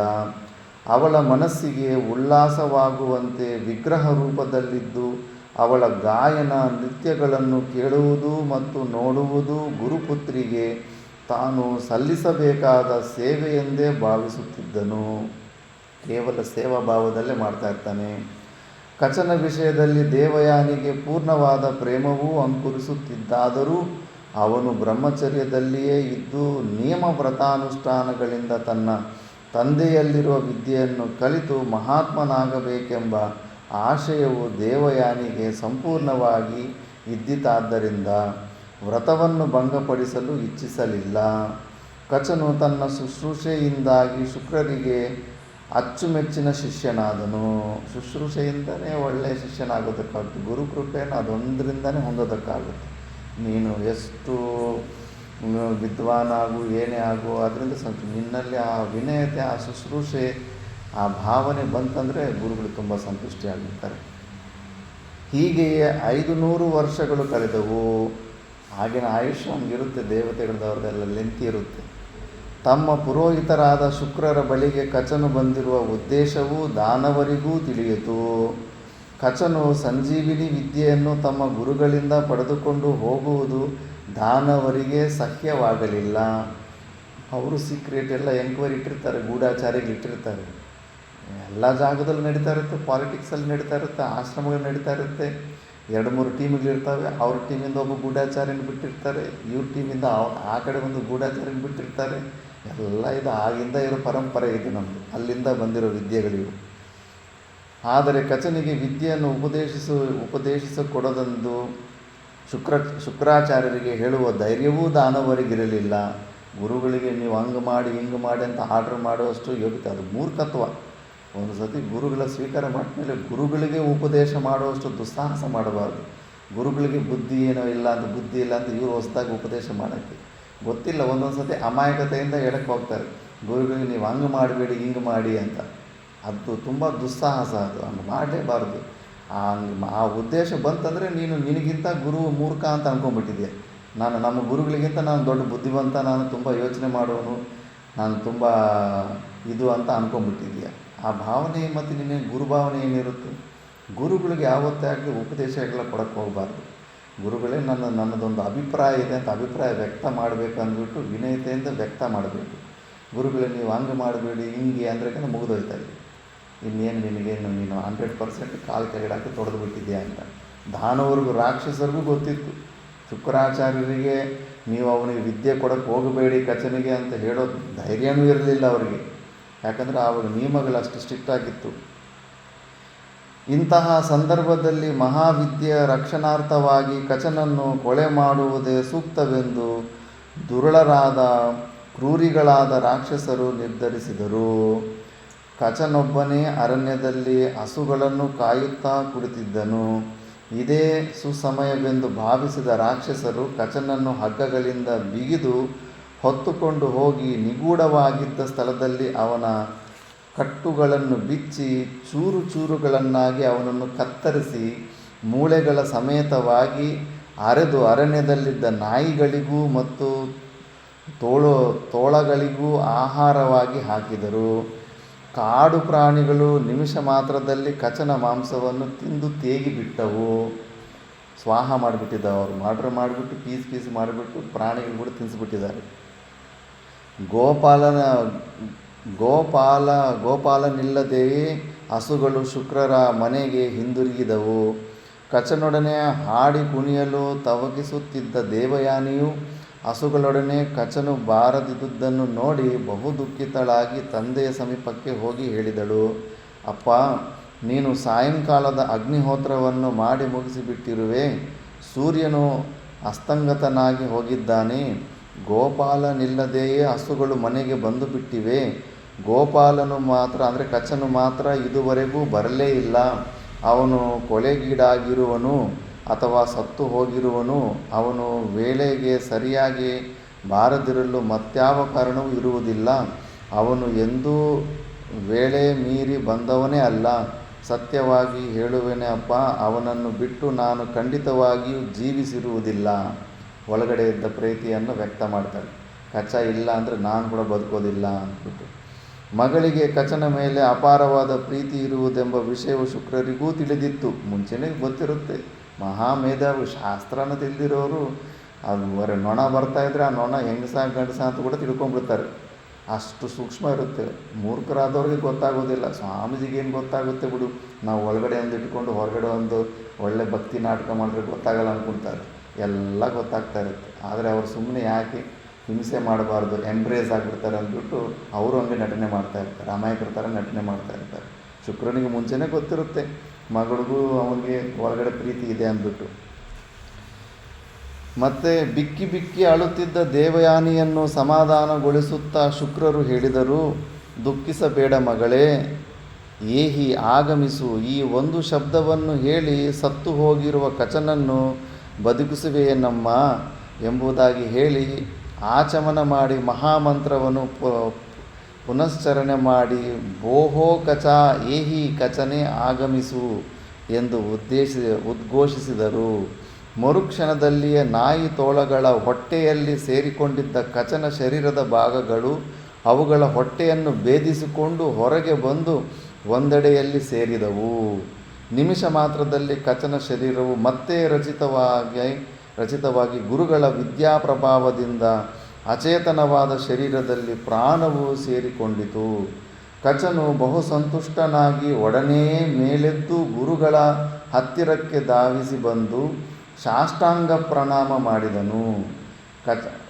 ಎಲ್ಲ ಒಂದೇ ಮಂತ್ರದಲ್ಲಿ ಎಷ್ಟು ಪವರ್ಫುಲ್ ಆಗಿರಬೇಕು ಶುಕ್ರಾಚಾರ್ಯರು ಯೋಚನೆ ಮಾಡಿ. ಅದನ್ನೆಲ್ಲ ಪೀಸ್ ಮಾಡಿ ತಿಂದು ಪ್ರಾಣಿಗಳು ಹೊಟ್ಟೆ ಒಳಗಡೆ ಹೋಗಿರೋದು ಒಂದು ಮಾತ್ರ, ಕಚ ಬಾ ಅಂದ ತಕ್ಷಣ ಹೊಟ್ಟೆ ಆ ಎಲ್ಲ ಮಾಂಸ ತುಂಡಗಳೆಲ್ಲ ಒಂದು ಜಾಗಕ್ಕೆ ಬಂದು ಮತ್ತೆ ಬಾಡಿ ರೀಫಾರ್ಮ್ ಆಗಿಬಿಟ್ಟು ಪ್ರಾಣ ಬಂದುಬಿಟ್ಟಿರುತ್ತೆ. ಅಷ್ಟು ಪವರ್ಫುಲ್ ಆಗಿರ್ತಾನೆ. ಕಚನನ್ನು ನೋಡಿದೊಡನೆಯೇ ದೇವಯಾನಿಯು ಮುಖ ಹೊರಳಿತು. ಇಷ್ಟು ಹೊತ್ತು ಎಲ್ಲಿ ಹೋಗಿದ್ದೆ ಕಚ ಎಂದು ಕಾತುರತೆಯಿಂದ ಕೇಳಿದಳು. ಭಾಮಿನಿ, ಸಮಿತ್ತುಗಳನ್ನು, ದರ್ಬೆಯನ್ನು ಮತ್ತು ಸೌದೆಯನ್ನು ಹೊತ್ತುಕೊಂಡು ಬರುತ್ತಿದ್ದೇನು. ಮಧ್ಯಾಹ್ನದ ಬಿಸಿಲಿನ ಬೇಗೆಯನ್ನು ತಡೆಯಲಾಗಲಿಲ್ಲ. ವಟವೃಕ್ಷದ ನೆರಳಿನಲ್ಲಿ ಹಸುಗಳನ್ನು ನಿಲ್ಲಿಸಿಕೊಂಡು ಶ್ರಮವನ್ನು ಪರಿಹರಿಸಿಕೊಳ್ಳುತ್ತಾ ನಿಂತಿದ್ದೆನು. 10 ಮಂದಿ ರಾಕ್ಷಸರು ಆ ವೇಳೆಗೆ ಅಲ್ಲಿಗೆ ಬಂದು ನಾನಲ್ಲಿ ನಿಂತಿರುವುದನ್ನು ನೋಡಿ ನನ್ನನ್ನು ಕುರಿತು ನೀನ್ಯಾರೆಂದು ಪ್ರಶ್ನಿಸಿದರು. ನಾನು ದೇವಗುರುವಾದ ಬೃಹಸ್ಪತಿಯ ಮಗನೆಂದು ಅವರೊಡನೆ ಹೇಳಿದೆನು. ನಾನು ಹೀಗೆ ಹೇಳುತ್ತಲೇ ನನ್ನನ್ನು ನಿರ್ಜನ ಪ್ರದೇಶಕ್ಕೆ ಕರೆದೊಯ್ದು ಕತ್ತರಿಸಿ ಮಾಂಸ ರಕ್ತ ಮೂಳೆಗಳ ಸಮೇತವಾಗಿ ನನ್ನ ನರೆದು ಸುತ್ತಲೂ ಇದ್ದ ನಾಯಿಗಳಿಗೂ ತೋಳಗಳಿಗೂ ಆಹಾರವಾಗಿ ಹಾಕಿ ಅವುಗಳು ತಿನ್ನುವವರೆಗೂ ಕಾದಿದ್ದು ಆನಂದದಿಂದ ಕೇಕೆ ಹಾಕುತ್ತಾ ಹೊರಟು ಹೋದರು. ಮಹಾತ್ಮರಾದ ನಿನ್ನ ತಂದೆಯವರಿಂದ ಮಂತ್ರಪೂರ್ವಕವಾಗಿ ಆಹುತನಾದ ನಾನು ಯಥಾಪೂರ್ವ ಸ್ಥಿತಿಯಲ್ಲಿಯೇ ಇಲ್ಲಿ ಆಗಮಿಸಿದ್ದೇನೆ ಅಂತ ಕಂಪ್ಲೀಟ್ ಸ್ಟೋರಿ ಹೇಳ್ಬಿಟ್ಟೆ. ಇವೆಲ್ಲ ಹೆಂಗೆ ನೋಡ್ದ, ಕತ್ತರಿಸಿದ ಮೇಲೆ ನಾಯಿಗಳು ತಿಂದಿದ್ದನ್ನು ಅವೆಲ್ಲ ಹೆಂಗೆ ನೋಡ್ದಂದ್ರೆ ಸೂಕ್ಷ್ಮ ಶರೀರದಲ್ಲಿ. ಸ್ಥೂಲ ಶರೀರ ಕಟ್ಟಾದ್ರೆ ಸೂಕ್ಷ್ಮ ಶರೀರದಿಂದ ಎಲ್ಲ ನೋಡ್ತಾ ಇರ್ತೀವಿ, ಸಿನಿಮಾ ನೋಡ್ದಂಗೆ. ಅದನ್ನೇ ಎಲ್ಲ ಹೇಳ್ತಾ ಇದ್ದಾನೆ. ಹಾಗಾದರೆ ನಿಶ್ಚಯವಾಗಿಯೂ ನೀನು ಸತ್ತು ಹೋಗಿದ್ದೀಯಾ ಕಚ? ನಿಜ ಬಂದರೆ ಹತನಾಗಿಯೇ ಹೋಗಿದ್ದೇನು. ನಿನ್ನ ಅನುಕಂಪದಿಂದಲೂ ಗುರುಗಳ ವಿದ್ಯಾ ಮಹತ್ವದಿಂದಲೂ ಉಳಿದುಕೊಂಡೆನು. ಈ ಸ್ಟೋರಿ ವೈಶಂಪಾಯನರು ಜನ್ಮೇಜಯನಿಗೆ ಹೇಳ್ತಾ ಇರೋದಿದು. ಜನ್ಮೇಜಯ, ಮುಂದೆ ಹಲವಾರು ದಿನಗಳು ಕಳೆದವು. ರಾಕ್ಷಸರ ಕೈಗೆ ಸಿಕ್ಕದಂತೆ ದೇವಯಾನಿಯು ಕಚನನ್ನು ಎಚ್ಚರಿಸುತ್ತಲೇ ಇದ್ದಳು. ಒಮ್ಮೆ ದೇವಯಾನಿಯು ಸಿಂಗರಿಸಿಕೊಳ್ಳಲು ಅರಣ್ಯದಿಂದ ಪುಷ್ಪಗಳನ್ನು ತರುವಂತೆ ಕಚನಿಗೆ ಹೇಳಿ ಕಳುಹಿಸಿದಳು. ಕಚನು ಅರಣ್ಯಕ್ಕೆ ಹೋಗಿರಲಾಗ ದಾನವರು ಕಚನನ್ನು ಕಂಡರು. ಅವನನ್ನು ಕಂಡ ಕೊಂಡನೆಯೇ ಅವರು ಕೋಪಾಸೂಯೆಗಳು ಕೆರಳಿದವು. ಪುನಃ ಅವನನ್ನು ದರದರನೆ ಸಮುದ್ರದ ಬಳಿಗೆ ಸೆಳೆದುಕೊಂಡು ಹೋಗಿ ನುಚ್ಚು ನೂರು ಮಾಡಿ ಸಮುದ್ರದ ನೀರಿನಲ್ಲಿ ಕದಡಿಬಿಟ್ಟರು. ಮತ್ತೆ ಇನ್ನೂ ಸಂತುಷ್ಟಿಲ್ಲ, ಮತ್ತೆ ಪುಡಿ ಪುಡಿ ಮಾಡಿಬಿಟ್ಟು ಸಮುದ್ರದ ನೀರಲ್ಲಿ ಕಳಿಸಿಬಿಡ್ತಾರೆ ಕಚನನ್ನು. ಬಹಳ ಹೊತ್ತಿನವರೆಗೂ ಕಚನು ಬಾರದಿರಲು ದೇವಯಾನಿಯು ಬಹಳ ದುಃಖಿತಳಾಗಿ ಪುನಃ ಕಚನು ಬಾರದಿರುವ ವಾರ್ತೆಯನ್ನು ತಂದೆಗೆ ತಿಳಿಸಿದಳು. ಮಗಳಿಗೆ ಸಮಾಧಾನ ಹೇಳಿ ಪುನಃ ಸಂಜೀವಿನಿ ಮಂತ್ರದ ಪುನಶ್ಚರಣ ಮಾಡಿ ಶುಕ್ರರು ಕಚನನ್ನು ಆಹ್ವಾನಿಸಿದರು.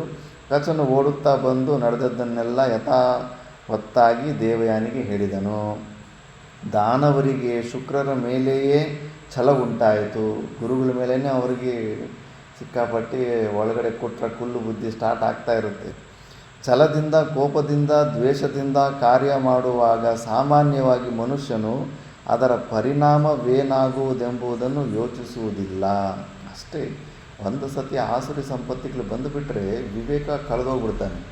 ಇಮ್ಮಿಡಿಯೇಟಾಗಿ ಏನೋ ಇನ್ನೊಬ್ಬನಿಗೆ ಹಾನಿ ಮಾಡಬೇಕಂತ ನೋಡ್ತಾನೆ ಹೊರತು ಅದರಿಂದ ಮತ್ತೆ ರಿವರ್ಸ್ ಬೌನ್ಸ್ ಬ್ಯಾಕ್ ಆಗುತ್ತೆ ಅನ್ನೋ ವಿಷಯನ ಮರ್ತೋಗ್ಬಿಡ್ತಾನೆ. ಶಾಸ್ತ್ರಗಳತ್ತಿರೋದು ಒಂದೇ ಆತ್ಮ.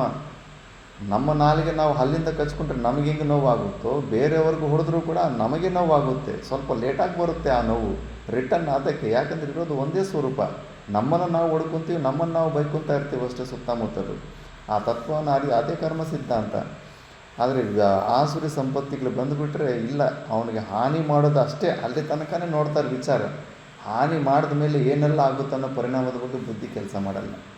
ಆ ಥರ. ಇನ್ನು ದಾನವರ ಮಾತೇನು ಕಚನು ಮನುಷ್ಯರಿಗೆ ಆ ಥರ ಅನಿಸುತ್ತೆ.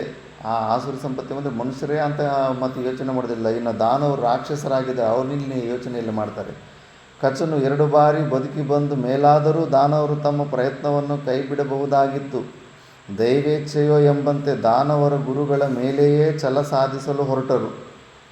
ಕಚನು ದೇವಯಾನಿಯ ಆಜ್ಞೆಯಂತೆ ಮತ್ತೊಮ್ಮೆ ಪುಷ್ಪಗಳ ಆಹರಣಕ್ಕಾಗಿ ಕಾಡಿಗೆ ಹೋಗಿದ್ದಾಗ ಪುನಃ ಅವನನ್ನು ಹಿಡಿದು ಸಂಹರಿಸಿ ಸುಟ್ಟು ಕಲ್ಲಿನ ಮೇಲೆ ನುಣುಪಾಗಿ ಅರೆದು ಸುರಿಯಲ್ಲಿ ಬೆರೆಸಿ ಶುಕ್ರರಿಗೆ ಕುಡಿಯಲು ಕೊಟ್ಟು ಬಿಟ್ಟರು.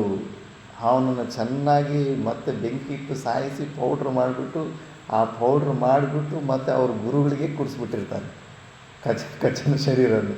ಅಂಥ ಶಿಷ್ಯರಿದ್ದರೆ ಅಷ್ಟೇ ಸ್ವಾಹ, ಗುರುಗಳು ಕೂಡ ಸ್ವಾಹ. ಕಲಿಯುಗದಲ್ಲೆಲ್ಲ ಅಂಥ ಶಿಷ್ಯರಿಂದನೇ ಗುರುಗಳಿಗೆ ತುಂಬ ಡೇಂಜರ್ ಅಂತ ಕೂಡ ಭವಿಷ್ಯ ಪುರಾಣದಲ್ಲಿ ಬರೆದಿದೆ. ಆ ಥರ ನೋಡಿ, ಎಂಥ ಶಿಷ್ಯರು ಗುರುಗಳಿಗೆ ಕುಡಿಸ್ಬಿಟ್ಟಿದ್ದಾರೆ. ಅದು ಎಷ್ಟು ಹೊತ್ತಾದರೂ ಕಚನು ಬಾರದಿರಲು ಪುನಃ ದೇವಯಾನಿಯು ತಂದೆಯ ಬಳಿಗೆ ಹೋಗಿ ಗೋಳಿಡುತ್ತಾ ಹೇಳಿದಳು, ಅಪ್ಪ, ಕಚನನ್ನು ನಾನು ಇಂದು ಹೂಗಳನ್ನು ತರಲು ಕಾಡಿಗೆ ಕಳಿಸಿದ್ದೇನೆ. ಎಷ್ಟು ಹೊತ್ತಾದರೂ ಬರಲೇ ಇಲ್ಲ. ಇಂದೂ ಸಹ ನಿನ್ನ ಶಿಷ್ಯರು ಕಚನನ್ನು ಕೊಂದಿರಬೇಕು, ಅಥವಾ ಬೇರ್ಯಾವ ಕಾರಣದಿಂದಲಾದರೂ ಅವನು ಸತ್ತು ಹೋಗಿರಬೇಕು. ಕಚನನ್ನು ಬಿಟ್ಟು ನಾನು ಸತ್ಯವಾಗಿಯೂ ಜೀವಿಸಲಾರೆ ಎಂದು ಬಿಕ್ಕಿ ಬಿಕ್ಕಿ ಆಳ್ತಾ ಇದ್ದಂತೆ ದೇವಯಾನಿ. Same story. ಮಗಳನ್ನು ಸಮಾಧಾನಪಡಿಸುತ್ತಾ ಶುಕ್ರರು ಹೇಳಿದರು, ಮಗಳೇ, ಅವನೀಗ ಸತ್ತು ಹೋಗಿರುವುದು ನಿಜ. ನಾನೇನು ಮಾಡಲಿ ದೇವಯಾನಿ? ನಾನು ಸಂಜೀವಿನಿ ವಿದ್ಯೆಯಿಂದ ಅವನನ್ನು ಬದುಕಿಸುತ್ತಲೇ ಇರುತ್ತೇನೆ. ರಾಕ್ಷಸರು ಅವನನ್ನು ಕೊಲ್ಲುತ್ತಲೇ ಇರುತ್ತಾರೆ. ಸತ್ತು ಹೋದರೆ ಹೋಗಲಿ ಬಿಡು ಮಗಳೇ. ಅವನಿಗಾಗಿ ನೀನೇಕಿಷ್ಟು ಕಾತುರಲಾಗುವೆ? ಅಳಬೇಡ ದೇವಯಾನಿ, ಶೋಕಿಸಬೇಡ. ನಿನ್ನಂಥವಳು ಅನುದಿನವೂ ಸಾಯುವ ಮರ್ತ್ಯನ ವಿಷಯದಲ್ಲಿ ಇಷ್ಟು ಶೋಕಿಸಬಾರದು. ವೇದಗಳು, ಬ್ರಾಹ್ಮಣರು, ಇಂದ್ರನೇ ಮೊದಲಾದ ದೇವತೆಗಳು, ಅಷ್ಟವಸುಗಳು, ಅಶ್ವಿನಿ ದೇವತೆಗಳು, ರಾಕ್ಷಸರು ಎಲ್ಲರೂ ನನ್ನ ಪ್ರಭಾವದಿಂದಾಗಿ ನಿನ್ನನ್ನು ತ್ರಿಸಂಧ್ಯೆಗಳಲ್ಲಿಯೂ ಸ್ತೋತ್ರ ಮಾಡುತ್ತಾರೆ. ದೇವಯಾನಿ ಕೂಡ ಸ್ತುತಿ ಇರುತ್ತೆ. ಸ್ತೋತ್ರ ಮಾಡುತ್ತಾರೆ. ನೀನಷ್ಟು ಪ್ರಭಾವಶಾಲಿನಿಯಾಗಿರುವೆ. ಈ ಬ್ರಾಹ್ಮಣ ವಟುವನ್ನು ಬದುಕಿಸಲು ಕೂಡ ಇನ್ನು ಮುಂದೆ ಶಕ್ಯವಾಗುವುದಿಲ್ಲ. ಏಕೆಂದರೆ ನಾನೆಷ್ಟು ಬಾರಿ ಬದುಕಿಸಿದರೂ ರಾಕ್ಷಸರು ಅವನನ್ನು ಕೊಂದು ಹಾಕ್ತಾರೆ. ಬದುಕಿಸುವುದರಿಂದಾಗುವ ಪ್ರಯೋಜನವೇನಾದರೂ ಏನಿದೆ? ಸತ್ತು ಹೋದರೆ ಹೋಗಲಿ, ಸುಮ್ಮನೆ ಇದ್ದು ಬಿಡು ಅಂತ ಮಗಳಿಗೆ ಹೇಳ್ಬಿಡ್ತಾನೆ. ರಾಕ್ಷಸರು ಸಹವಾಸ ದೋಷದಿಂದ ತಮ್ಮ ಶಿಷ್ಯನನ್ನೇ ಕೊಂದು ಹಾಕಿದ್ದರೂ, ಪದೇ ಪದೇ ಕೊಂದು ಹಾಕುತ್ತಿದ್ದರೂ ಶುಕ್ರರು ನಿರ್ದಯರಾಗಿ ಮಗಳೊಡನೆ ಈ ಮಾತನ್ನು ಹೇಳಿದರು. ಆದರೆ ದೇವಯಾನಿಯು ತಂದೆಯ ಮಾತನ್ನು ಕೇಳುವವಳಾಗಿರಲಿಲ್ಲ. ಕಚನ ಗುಣಾತಿಶಕ್ಯಕ್ಕೂ ಮನೋಹರವಾದ ರೂಪಕ್ಕೂ ಮಾರು ಹೋಗಿದ್ದಳು. ಕಚನೇ ತನ್ನ ಜೀವನ ಸರ್ವಸ್ವವೆಂದು ಭಾವಿಸಿಬಿಟ್ಟಿದ್ದಳು. ತಂದೆಯು ಹೇಳಿದ ಮಾತಿಗೆ ಯಥಾನುರೂಪಿಯಾಗಿಯೂ ಉತ್ತರಿಸಿದಳು. ಅಪ್ಪ, ಇದೇನು ಈಗ ಹೇಳ್ತಾ ಇದ್ದೀರಾ? ಕಚನನ್ನು ಸಾಮಾನ್ಯನೆಂದು ಭಾವಿಸುವಿರಾ? ನಾನೆಂದಿಗೂ ಹಾಗೆ ಭಾವಿಸಲಾರೆ. ಅವನ ಪಿತಾಮಹನು ವಯೋವೃದ್ಧನಾದ ಅಂಗೀರಸನು, ತಂದೆಯೂ ತಪೋನಿಧಿಯಾದ ದೇವಗುರುವಾದ ಬೃಹಸ್ಪತಿಯು, ಅಂಗೀರಸ ಮಹರ್ಷಿಯ ಪೌತ್ರನೂ ಮಹಾಮಹಿಮನಾದ ಬೃಹಸ್ಪತಿಯ ಪುತ್ರನೂ ಆಗಿರುವ ಕಚನ ವಿಷಯದಲ್ಲಿ ನಾನು ಹೇಗೆ ತಾನೇ ದುಃಖಿಸದಿರಲಿ? ಮೇಲಾಗಿ ತಾತ ಅಂದರೆ ಕಚನು ಬ್ರಹ್ಮಚಾರಿಯು, ನಮ್ಮ ಆಶ್ರಮದಲ್ಲಿರತಕ್ಕವನು. ಅವನ ಪೋಷಣೆ ಮತ್ತು ರಕ್ಷಣೆಗಳ ಭಾರವು ನಮ್ಮದಾಗಿರುತ್ತದೆ. ಅವನು ತಪೋಧನನು, ಯಾವಾಗಲೂ ಜಾಗರೂಕತೆಯಿಂದಿರತಕ್ಕವನು, ಕಾರ್ಯನಿರ್ವಹಣೆಯಲ್ಲಿ ದಕ್ಷನು, ನನ್ನ ಮಾತಿನಂತೆ ಮತ್ತು ನನ್ನ ಮನಸ್ಸಿನಂತೆ ನಡೆದುಕೊಳ್ಳತಕ್ಕವನು. ಇಂಥವ್ರು ಸಿಗೋದು ಜೀವನದಲ್ಲಿ ತುಂಬ ಕಷ್ಟ. ನಮ್ಮ ಮನಸ್ಸಿನ ವಿಚಾರಕ್ಕೆ ಅನುಕೂಲವಾಗಿ ನಡ್ಕೊತ ಹೋಗೋ ಅಂಥ ಪತ್ನಿ ಆಗಲಿ, ಫ್ರೆಂಡ್ ಆಗಲಿ, ಶಿಷ್ಯನಾಗಲಿ ಸಿಕ್ಬಿಟ್ರೆ ತುಂಬ ಧನ್ಯ. ಮ್ಯಾಕ್ಸಿಮಮ್ ನಾವು ಮನಸ್ಸಲ್ಲಿ ಒಂದು ಅಂದ್ಕೊಂಡಿದ್ರೆ ಅವ್ರು ಬೇರೆದೇ ಮಾಡ್ತಾಯಿರ್ತಾರೆ. ಅದಕ್ಕೆ ವಿರುದ್ಧವಾಗೇ ಯೋಚನೆಗಳು ಬರ್ತವೆ, ವಿರುದ್ಧವಾಗೇ ಮಾಡ್ತಾಯಿರ್ತಾರೆ. ಬಟ್ ಇಲ್ಲಿ ಎಲ್ಲ ಸಂಯೋಗ ಚೆನ್ನಾಗಿತ್ತು. ದೇವಯಾನಿಗೆ ಮನಸ್ಸಲ್ಲಿ ಏನೆಲ್ಲ ಬರ್ತಾಯಿತ್ತು ಅದೇ ವಿಧವಾಗಿ ನಡ್ಕೊತಾ ಇರ್ತಾನೆ. ನೀವೇನಾದರೂ ಅವನನ್ನು ಬದುಕಿಸದಿದ್ದರೆ ಅವನ ಮಾರ್ಗವನ್ನೇ ಹಿಡಿದು ನಾನು ಹೊರಟು ಹೋಗುತ್ತೇನೆ, ಅಂದರೆ ನಾನು ಸತ್ತು ಹೋಗ್ತೀನಿ ಅಂತ.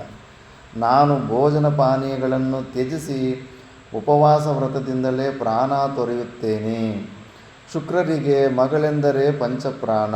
ಮೇಲಾಗಿ ಮಗಳು ಹೇಳಿದ್ದುದರಲ್ಲಿ ಯಾವ ವಿಧವಾದ ದೋಷವೂ ಇರಲಿಲ್ಲ. ದೇವಯಾನಿಯು ತಂದೆಯನ್ನು ಬಹುವಾಗಿ ಪೀಡಿಸತೊಡಗಿದಳು. ದೇವಯಾನಿಗೆ ಶುಕ್ರರು ಮಣಿಯಲೇಬೇಕಾಯಿತು. ಕಚನನ್ನು ಮಂತ್ರಪುರಶ್ಚರವಾಗಿ ಆಹ್ವಾನಿಸಿದರು. ರಾಕ್ಷಸರ ಮೇಲೆ ಕೋಪವೂ ಬಂದಿತು. ವಿವೇಕದ ಮಾತುಗಳು ಶುಕ್ರರ ಬಾಯಿಂದ ಹೊರಟವು. ನಿಜ ದೇವಯಾನಿ, ನೀನು ಹೇಳುತ್ತಿರುವುದು ನಿಜ. ಬೃಹಸ್ಪತಿಯ ಮಗನ ರಕ್ಷಣೆಯ ಭಾರವು ನಮ್ಮದಾಗಿದೆ. ಈಗ ಸ್ವಲ್ಪ ಕಣ್ಣು ತೆರಿತಾ ಇದ್ದಾನೆ. ಈ ದುಷ್ಟ ದಾನವರು ನನ್ನನ್ನು ಕೂಡ ದ್ವೇಷಿಸುವರೆಂಬುದರಲ್ಲಿ ಸಂಶಯವೇ ಇಲ್ಲ. ಅವ್ರ ಶಿಷ್ಯರ ಬಗ್ಗೆಯೂ ಗುರುಗಳಿಗೆ ಚೆನ್ನಾಗಿ ಗೊತ್ತಿದೆ, ಇವರೆಲ್ಲ ಅಂಥವರೇ ಅಂದ್ಬಿಟ್ಟು. ನನ್ನ ಸಮೀಪಕ್ಕೆ ಯಾವ ಶಿಷ್ಯರು ಬಂದರೂ ಈ ದಾನವರು ಅವರನ್ನು ವಿನಾಶಗೊಳಿಸುತ್ತಾರೆ. ರೌದ್ರರಾದ ಈ ರಾಕ್ಷಸರು ನನ್ನನ್ನು ಬ್ರಾಹ್ಮಣ್ಯದಿಂದಲೇ ಜಾರುವಂತೆ ಮಾಡಲು ಯತ್ನಿಸುತ್ತಿದ್ದಾರೆ. ನನ್ನೆಲ್ಲರೂ ಬ್ರಾಹ್ಮಣ ತತ್ವವನ್ನೇ ಹಾಳು ಮಾಡೋ ಪ್ರಯತ್ನ ಮಾಡ್ತಾ ಇದ್ದಾರೆ. ಇವರು ನನಗೆ ವಿರುದ್ಧವಾದ ಕಾರ್ಯಗಳನ್ನೇ ಮಾಡುತ್ತಿದ್ದಾರೆ. ಇಂತಹ ಪಾಪ ಕಾರ್ಯಗಳ ಅಂತ್ಯವಾಗಲೇಬೇಕು. ಬ್ರಹ್ಮಹತ್ಯ ಪಾಪವು ಇಂದ್ರನನ್ನು ದಹಿಸಿಬಿಡುತ್ತದೆ. ಯಾಕಂದರೆ ಆ ಬ್ರಹ್ಮಚಾರಿ ಸದ್ಬ್ರಾಹ್ಮಣನಾಗಿರ್ತಾನೆ. ಬ್ರಹ್ಮಹತ್ಯ ಪಾಪ ಮಹಾಪಾಪ ಆಗಿರುತ್ತೆ. ನಮ್ಮ ತಾತ ಮುತ್ತಾತಂದ್ರಲ್ಲೂ ಈ ವಿಷಯ ಅದು ಅನುಭವಕ್ಕೆ ಬಂದಿದೆ. ಈಗಲೂ ಕೂಡ ಬೇಡ ಬಿಡಪ್ಪ ಬಿಟ್ಬಿಡು ಅಂತಾರೆ. ಯಾರಾದರೂ ಬ್ರಾಹ್ಮಣೋತ್ತಮನಾದರೆ ಬೇಡ ಅಂತ. ಯಾಕಂದರೆ ಅದು ಪರಂಪರೆಯಿಂದ ನಾವು ಅನುಭವಿಸಿದ್ರೆ ಬ್ರಾಹ್ಮಣ ಹತ್ಯೆ ದೋಷ ತುಂಬ ದೊಡ್ಡ ದೋಷ ಆಗಿರುತ್ತೆ. ದೇವಯಾನಿಯೊಡನೆ ಶುಕ್ರರು ಮಾತನಾಡುತ್ತಿದ್ದಾಗ ಅವರ ಜಠರದಿಂದ ಶಬ್ದವೊಂದು ಕೇಳಿ ಬಂದಿತು.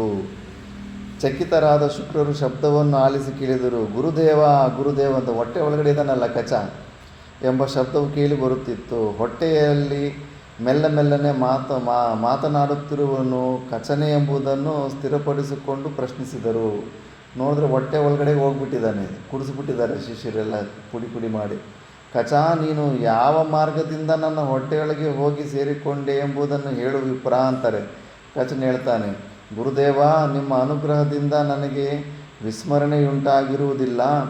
ಹೇಗೆ ನಡೆಯುತ್ತೋ ಹಾಗೆಯೇ ಎಲ್ಲ ವಿಷಯಗಳನ್ನು ನನ್ನ ಸ್ಮರಣೆಯಲ್ಲಿಟ್ಟುಕೊಂಡಿರುತ್ತೇನೆ. ಹೊಟ್ಟೆಯನ್ನು ಸೀಳಿ ಹೊರಗೆ ಬಂದು ಬಿಟ್ಟರೆ ಗುರುಗಳ ವಧೆಯಾಗಿ ನಾನು ಮಾಡಿದ ತಪಸ್ಸಿನ ಫಲವೆಲ್ಲವೂ ನಾಶವಾಗಿ ಬಿಡಬಹುದೆಂಬ ಭಯದಿಂದ ಬಹುದಾರುಣವಾದ ಕ್ಲೇಶವನ್ನು ಸಹಿಸಿಕೊಂಡು ಹೊಟ್ಟೆಯಲ್ಲಿ ಇದ್ದು ಬಿಟ್ಟಿದ್ದೇನೆ ಅಂತ. ದೇವಯಾನಿಯ ಆಜ್ಞೆಯಂತೆ ಪುಷ್ಪಗಳನ್ನು ತರಲು ಕಾಡಿಗೆ ಹೋಗಿದ್ದೇನೆ. ಅಸುರರು ಪುನಃ ನನ್ನನ್ನು ಕತ್ತರಿಸಿ ಸುಟ್ಟು ಬೂದಿ ಮಾಡಿ ನಿಮಗೆ ಅರ್ಪಿಸಲಿದ್ದ ಸುರೆಯಲ್ಲಿ ಬೆರೆಸಿ ಅದನ್ನು ನಿಮಗೆ ಕುಡಿಯಲು ಕೊಟ್ಟರು. ಸುರೆಯ ಮೂಲಕವಾಗಿ ನಾನು ನಿಮ್ಮ ಹೊಟ್ಟೆಯನ್ನು ಸೇರಿದೆನು. ಗುರುದೇವ, ನಿಮ್ಮಲ್ಲಿರುವ ಬ್ರಾಹ್ಮಿ ಮಾಯೆ ಮತ್ತು ಇರಿ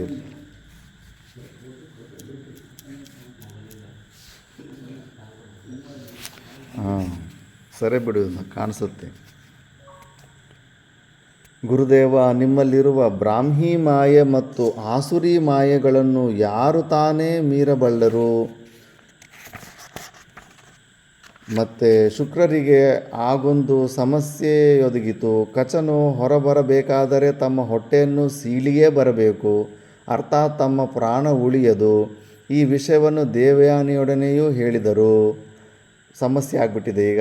ಅವನೇನೋ ಮತ್ತೆ ಬಾ ಅಂತ ಅಂದರೆ ಬದುಕಿ ಹೊರಗಡೆ ಬರ್ತಾನೆ. ಅವನು ಬದುಕಿ ಹೊರಗಡೆ ಬಂದರೆ ಶುಕ್ರಾಚಾರ್ಯ ಸತ್ತೋಗ್ಬಿಡ್ತಾರೆ. ಆದ್ದರಿಂದ ಮಗಳೇ, ಈಗ ನಾನೇನು ಮಾಡಲಿ? ಯಾವ ಕಾರ್ಯ ಮಾಡಿದರೆ ನಿನಗೆ ಪ್ರಿಯವಾಗುತ್ತದೋ ಯೋಚಿಸಿ ಹೇಳು. ನಿನ್ನ ಪ್ರಿಯ ಕಚನು ಹೊರಬರಬೇಕಾದರೆ ನನ್ನ ವಧೆಯಾಗುತ್ತದೆ. ನನ್ನ ಕುಕ್ಷಿಯನ್ನು ಭೇದಿಸಿಕೊಂಡು ಬರುವ ಒಂದು ಮಾರ್ಗದ ಹೊರತಾಗಿ ಅವನು ಹೊರಬರಲು ಬೇರೆಯ ಮಾರ್ಗವನ್ನೇ ಕಾಣೆನು. ನಾನು ಏನು ಮಾಡಬೇಕೆಂಬುದನ್ನು ಶೀಘ್ರವಾಗಿ ಹೇಳು ದೇವಯಾನಿ ಅಂತ ಮಗಳಿಗೆ ಬಿಡ್ತಾನೆ. ಆವಾಗ ಅಪ್ಪ, ಈ ಎರಡರಲ್ಲಿ ಯಾವ ಒಂದು ಆಘಾತವನ್ನೂ ನಾನು ಸಹಿಸಿಕೊಳ್ಳಲಾರೆನು. ತಂದೆ ಸತ್ರು ನನಗೆ ತಡೆಯೋಕ್ಕಾಗಲ್ಲ. ಹೆಣ್ಣು ಮಕ್ಕಳಿಗೆ ನಿಜವಾಗ್ಲೂ ತಂದೆ ಮೇಲೆ ಹೆಚ್ಚು ಪ್ರೀತಿ ಇರುತ್ತೆ. ಗಂಡ ಸತ್ರೂ ತಡೆಯೋದಕ್ಕಾಗೋದಿಲ್ಲ. ನಿನ್ನ ವಿಯೋಗ ಅಥವಾ ಕಚನ ವಿಯೋಗ, ಈ ಎರಡೂ ನನಗೆ ಅಗ್ನಿಗೆ ಸದೃಶವಾದ ಶೋಕಗಳೇ ಆಗಿವೆ. ಈ ಎರಡರಲ್ಲಿ ಯಾವುದೊಂದನ್ನು ನಾನು ಸಹಿಸಿಕೊಳ್ಳಲು ಅಶಕ್ತಳಾಗಿದ್ದೇನೆ. ಕಚನ ವಿನಾಶವಾದರೆ ನನಗೆ ಶಾಂತಿ ಎಂಬುದೇ ಇಲ್ಲವಾಗುತ್ತದೆ. ನಿನಗೇನಾದರೂ ಅಪಘಾತ ಉಂಟಾದರೆ ನಾನು ಜೀವಿಸಿರಲೇ ಸಾಧ್ಯವಿಲ್ಲ ಎಂದು ಹೇಳುತ್ತಾ ದೇವಯಾನಿ ಬಿಕ್ಕಿ ಬಿಕ್ಕಿ ಅಳ್ತಾ ಇದ್ಲಂತೆ. ಶುಕ್ರರಿಗೇನೋ ಒಂದು ಉಪಾಯವು ಹೊಳೆಯಿತು. ಬುದ್ಧಿವಂತರು ಅವರ ಒಂದು ಉಪಾಯ ಬಂತು. ಅದೊಂದು ಉಪಾಯದ ಹೊರತಾಗಿ ಬೇರೆ ಯಾವ ರೀತಿಯಿಂದಲೂ ಇಬ್ಬರೂ ಪ್ರಾಣ ಸಹಿತ ಉಳಿಯುವ ಸಾಧ್ಯತೆ ಇರಲಿಲ್ಲ. ಮಗಳ ದುಃಖವನ್ನು ಶುಕ್ರರಿಗೆ ಸಹಿಸಿಕೊಳ್ಳಲಾಗಲಿಲ್ಲ. ಸುದೀರ್ಘವಾದ ನಿಟ್ಟುಸಿರು ಬಿಡುತ್ತಾ ತಮ್ಮ ಜಠರದಲ್ಲಿದ್ದ ಕಚನಿಗೆ ಹೇಳಿದ್ದರು, ಬೃಹಸ್ಪತಿಯ ಪುತ್ರನೇ, ನೀನು ಬಂದ ಕಾರ್ಯದ ಸಿದ್ಧಿಯಾಯಿತು. ದೇವಯಾನಿಯು ನಿನ್ನ ವಿಷಯದಲ್ಲಿ ವಿಶೇಷವಾದ ಅನುರಾಗದಿಂದಿರುವುದೇ ಇದಕ್ಕೆ ಮುಖ್ಯ ಕಾರಣವಾಗಿದೆ. ಅಂದರೆ ನೀನು ಬಂದಿದ್ದ ಪರ್ಪೋಸ್ ಇಲ್ಲೇ ಪೂರ್ತಿ ಆಗೋಯಿತು. ದೇವಯಾನಿ ಮನಸ್ಸನ್ನು ನೀನು ಗೆದ್ದು ಬಿಟ್ಟಿದೆಯಾ? ಭಕ್ತನಾದ ನಿನ್ನ ವಿಷಯದಲ್ಲಿ ಅವಳ ಅನುಗ್ರಹ ಬುದ್ಧಿಯುಳ್ಳವಳಾಗಿದ್ದಾಳೆ. ನಿನ್ನ ವಿಯೋಗವನ್ನು ಅವಳು ಸಹಿಸಲಾರಳು. ಆದ್ದರಿಂದ ನಾನೀಗ ನಿನಗೆ ಮೃತ ಸಂಜೀವಿನಿ ವಿದ್ಯೆಯನ್ನು ಉಪದೇಶಿಸುವುದು ಅನಿವಾರ್ಯವೇ ಆಗಿದೆ. ಮೇಲಾಗಿ ನಾನು ಅನುಮಾನಿಸಿದಂತೆ ನೀನು ಕಚನ ರೂಪದಲ್ಲಿ ಬಂದಿರುವ ಇಂದ್ರನಾಗಿರದಿದ್ದರೆ ನೀನು ಈ ವಿದ್ಯೆಯನ್ನು ಹೊಂದಬಹುದು. ಅಂದರೆ ಇಂದ್ರನೇನಾದರೂ ಮಾರುವೇಷದಲ್ಲಿ ಬಂದಿದ್ದಾನ ಅಂತ ಒಂದು ಸತಿ ಡೌಟ್ ಕ್ಲಾರಿಫೈ ಮಾಡ್ಕೊತಾನೆ. ಆವಾಗ ಇನ್ನೂ ಹೇಳ್ತಾನೆ, ನನ್ನ ಹೊಟ್ಟೆಯಿಂದ ಜೀವಂತನಾಗಿ ಹೊರಬರಲು ಬ್ರಾಹ್ಮಣನೊಬ್ಬನನ್ನು ಬಿಟ್ಟು ಮತ್ಯಾರಿಂದಲೂ ಸಾಧ್ಯವಾಗುವುದಿಲ್ಲ. ಆದ್ದರಿಂದ ವಿಪ್ರೋತ್ತಮನೇ, ನಾನು ಈ ಮಹಾವಿದ್ಯೆಯನ್ನು ನಿನಗೆ ಉಪದೇಶಿಸುವೆನು. ಮೃತ ಸಂಜೀವಿನಿ ವಿದ್ಯೆಯನ್ನು ಕಲಿತು ನನ್ನ ಹೊಟ್ಟೆಯನ್ನು ಸೀಳಿ ಬರುವ ನೀನು ನನ್ನನ್ನು ತಂದೆ ಎಂದು ಭಾವಿಸುವನಾಗು. ಗುರುವಿನಿಂದ ಈ ಮಹಾವಿದ್ಯೆಯನ್ನು ಕಲಿತು ಸವಿದ್ಯನಾಗಿ ನನ್ನಿಂದ ಸಂಜೀವಿತನಾಗಿ ನನ್ನ ವಿಷಯದಲ್ಲಿ ಹೇಗೆ ನಡೆದುಕೊಳ್ಳಬೇಕೋ ಹೇಗೆ ನಡೆದುಕೊಳ್ಳುವುದು ಧರ್ಮವೋ ಹಾಗೆ ನಡೆದುಕೋ ಅಂತ. ನನ್ನನ್ನು ಬದುಕಿಸು ಅಂತ ಕೂಡ ಹೇಳಿಲ್ಲ ನೋಡು. ಮತ್ತು ಅದು ತ್ಯಾಗ ಅಂದರೆ ಹಂಗಿರುತ್ತೆ. ನಾನು ನಿನಗೆ ಸಂಜೀವಿನಿ ವಿದ್ಯೆ ಕೊಟ್ಬಿಡ್ತೀನಿ. ಹೊಟ್ಟೆ ಒಳಗಡೆ ಇದೆಯಾ ನೀನು ಹೊರಗಡೆ ಬಂದಾಗ ನನ್ನನ್ನು ಹೊಟ್ಟೆ ಸೀಳ್ಕೊಂಡೇ ಬರಬೇಕು. ಆಗ ನಾನು ಸತ್ತೋಗ್ತೀನಿ. ಆ ಸಮಯದಲ್ಲಿ ನೀನು ನನ್ನ ತಂದೆ ಸ್ಥಾನ ನೋಡು ನೀನು. ಮತ್ತು ನಿನಗೆ ಯಾವುದು ಉಚಿತನೋ, ನೀನು ನನ್ನನ್ನು ಬದುಕಿಸ್ಬೇಕು ಅನ್ಕೊತೀಯೋ ಇಲ್ಲ ಹಂಗೆ ಬಿಡಬೇಕು ಅನ್ಕೊತೀಯೋ ನಿನ್ನಿಷ್ಟ ಅಂತ ಆಪ್ಷನ್ ಬಿಟ್ಬಿಟ್ಟಿದ್ದಾನೆ. ನೀನು ಹೊರಗಡೆ ಬಂದ ಮೇಲೆ ನೀನು ನನ್ನನ್ನು ಬದುಕಿಸ್ಬೇಕು ಅಂತ ಕಂಡೀಷನ್ ಕೂಡ ಹೇಳಿಲ್ಲ ಶುಕ್ರಾಚಾರ್ಯರು. ಅದು ಹೀರೋಯಿಸಮ್ ಅಂದರೆ ಇದನ್ನಂತಾರೆ. ಈ ಥರ ಜನ್ಮೇಜಯ ಶುಕ್ರರು ಕಚನಿಗೆ ಹೀಗೆ ಹೇಳಿ ಮೃತ ಸಂಜೀವಿನಿ ಮಹಾವಿದ್ಯೆಯನ್ನು ಉಪದೇಶಿಸಿದರು. ಕಚನು ಆ ಮಹಾವಿದ್ಯೆಯನ್ನು ಶುಕ್ರರ ಜಠರದಲ್ಲಿಯೇ ಕುಳಿತು ಗುರುವಿನ ಅನುಗ್ರಹದಿಂದ ನಿಮಿಷಾರ್ಧದಲ್ಲಿ ಸಿದ್ಧಿ ಮಾಡಿಕೊಂಡು ಶುಕ್ರರ ಹೊಟ್ಟೆಯನ್ನು ಭೇದಿಸಿಕೊಂಡು ಹೊರಬಂದು ಶುಕ್ಲ ಪಕ್ಷದ ಕಡೆಯ ದಿನವಾದ ಪೂರ್ಣಿಮೆಯ ಚಂದ್ರನಂತೆ ಉಜ್ವಲವಾದ ಮುಖಕಾಂತಿಯಿಂದ ಬೆಳಗಿದನು. ಶುಕ್ರರ ಹೊಟ್ಟೆಯನ್ನು ಸೀಳಿ ಹೊರಬಂದೊಡನೆಯೇ ಭೂಮಿಯ ಮೇಲೆ ಗತಪ್ರಾಣರಾಗಿ ಬಿದ್ದಿದ್ದ ಶುಕ್ರರನ್ನು ತಾನು ಆಗತಾನೇ ಸಿದ್ಧಿ ಮಾಡಿಕೊಂಡಿದ್ದ ಮೃತ ಸಂಜೀವಿನಿ ಮಹಾವಿದ್ಯೆಯಿಂದ ಸಜೀವರನ್ನಾಗಿ ಮಾಡಿ ಮೇಲೆಬ್ಬಿಸಿ ಗುರುವರೇಣ್ಯರಿಗೆ ಅಭಿವಾದನ ಮಾಡಿ ಕೈ ಜೋಡಿಸಿ ನಿಂತು ಹೇಳಿದನು. ಗುರುದೇವ, ಮೃತ ಸಂಜೀವಿನಿ ವಿದ್ಯೆ ಎಂಬ ಅಮೃತಧಾರೆಯನ್ನು ಅವಿದ್ಯಾವಂತನಾದ ನನ್ನೆರಡು ಕಿವಿಗಳಲ್ಲಿಯೂ ಸುರಿದು ಬಿಟ್ಟಿರುವಿರಿ. ಪರಮಾನಂದಕರವಾದ ಅಮೃತಧಾರೆಯನ್ನು ಸುರಿಸಿದ ಮಹಾನುಭಾವರನ್ನೇ ನಾನು ತಂದೆಯೆಂದು ತಾಯಿಯೆಂದು ಭಾವಿಸಿದ್ದೆ. ಅಂದರೆ ನಿಮ್ಮನ್ನು ನಾನು ತಂದೆ ತಾಯಿ ಅಂತ ಭಾವಿಸ್ತಾ ಇದ್ದೀನಿ. ಗುರು ಭಗವಂತನು ಮಾಡಿದ ಈ ಮಹೋಪಕಾರವನ್ನು ಪ್ರತಿಕ್ಷಣದಲ್ಲಿಯೂ ಸ್ಮರಿಸುತ್ತಾ ಗುರುವೆಂಬ ಪ್ರಭುವಿಗೆ ಮನಸ್ಸಿನಿಂದಲೂ ದ್ರೋಹವನ್ನೆಸಗುವುದಿಲ್ಲ.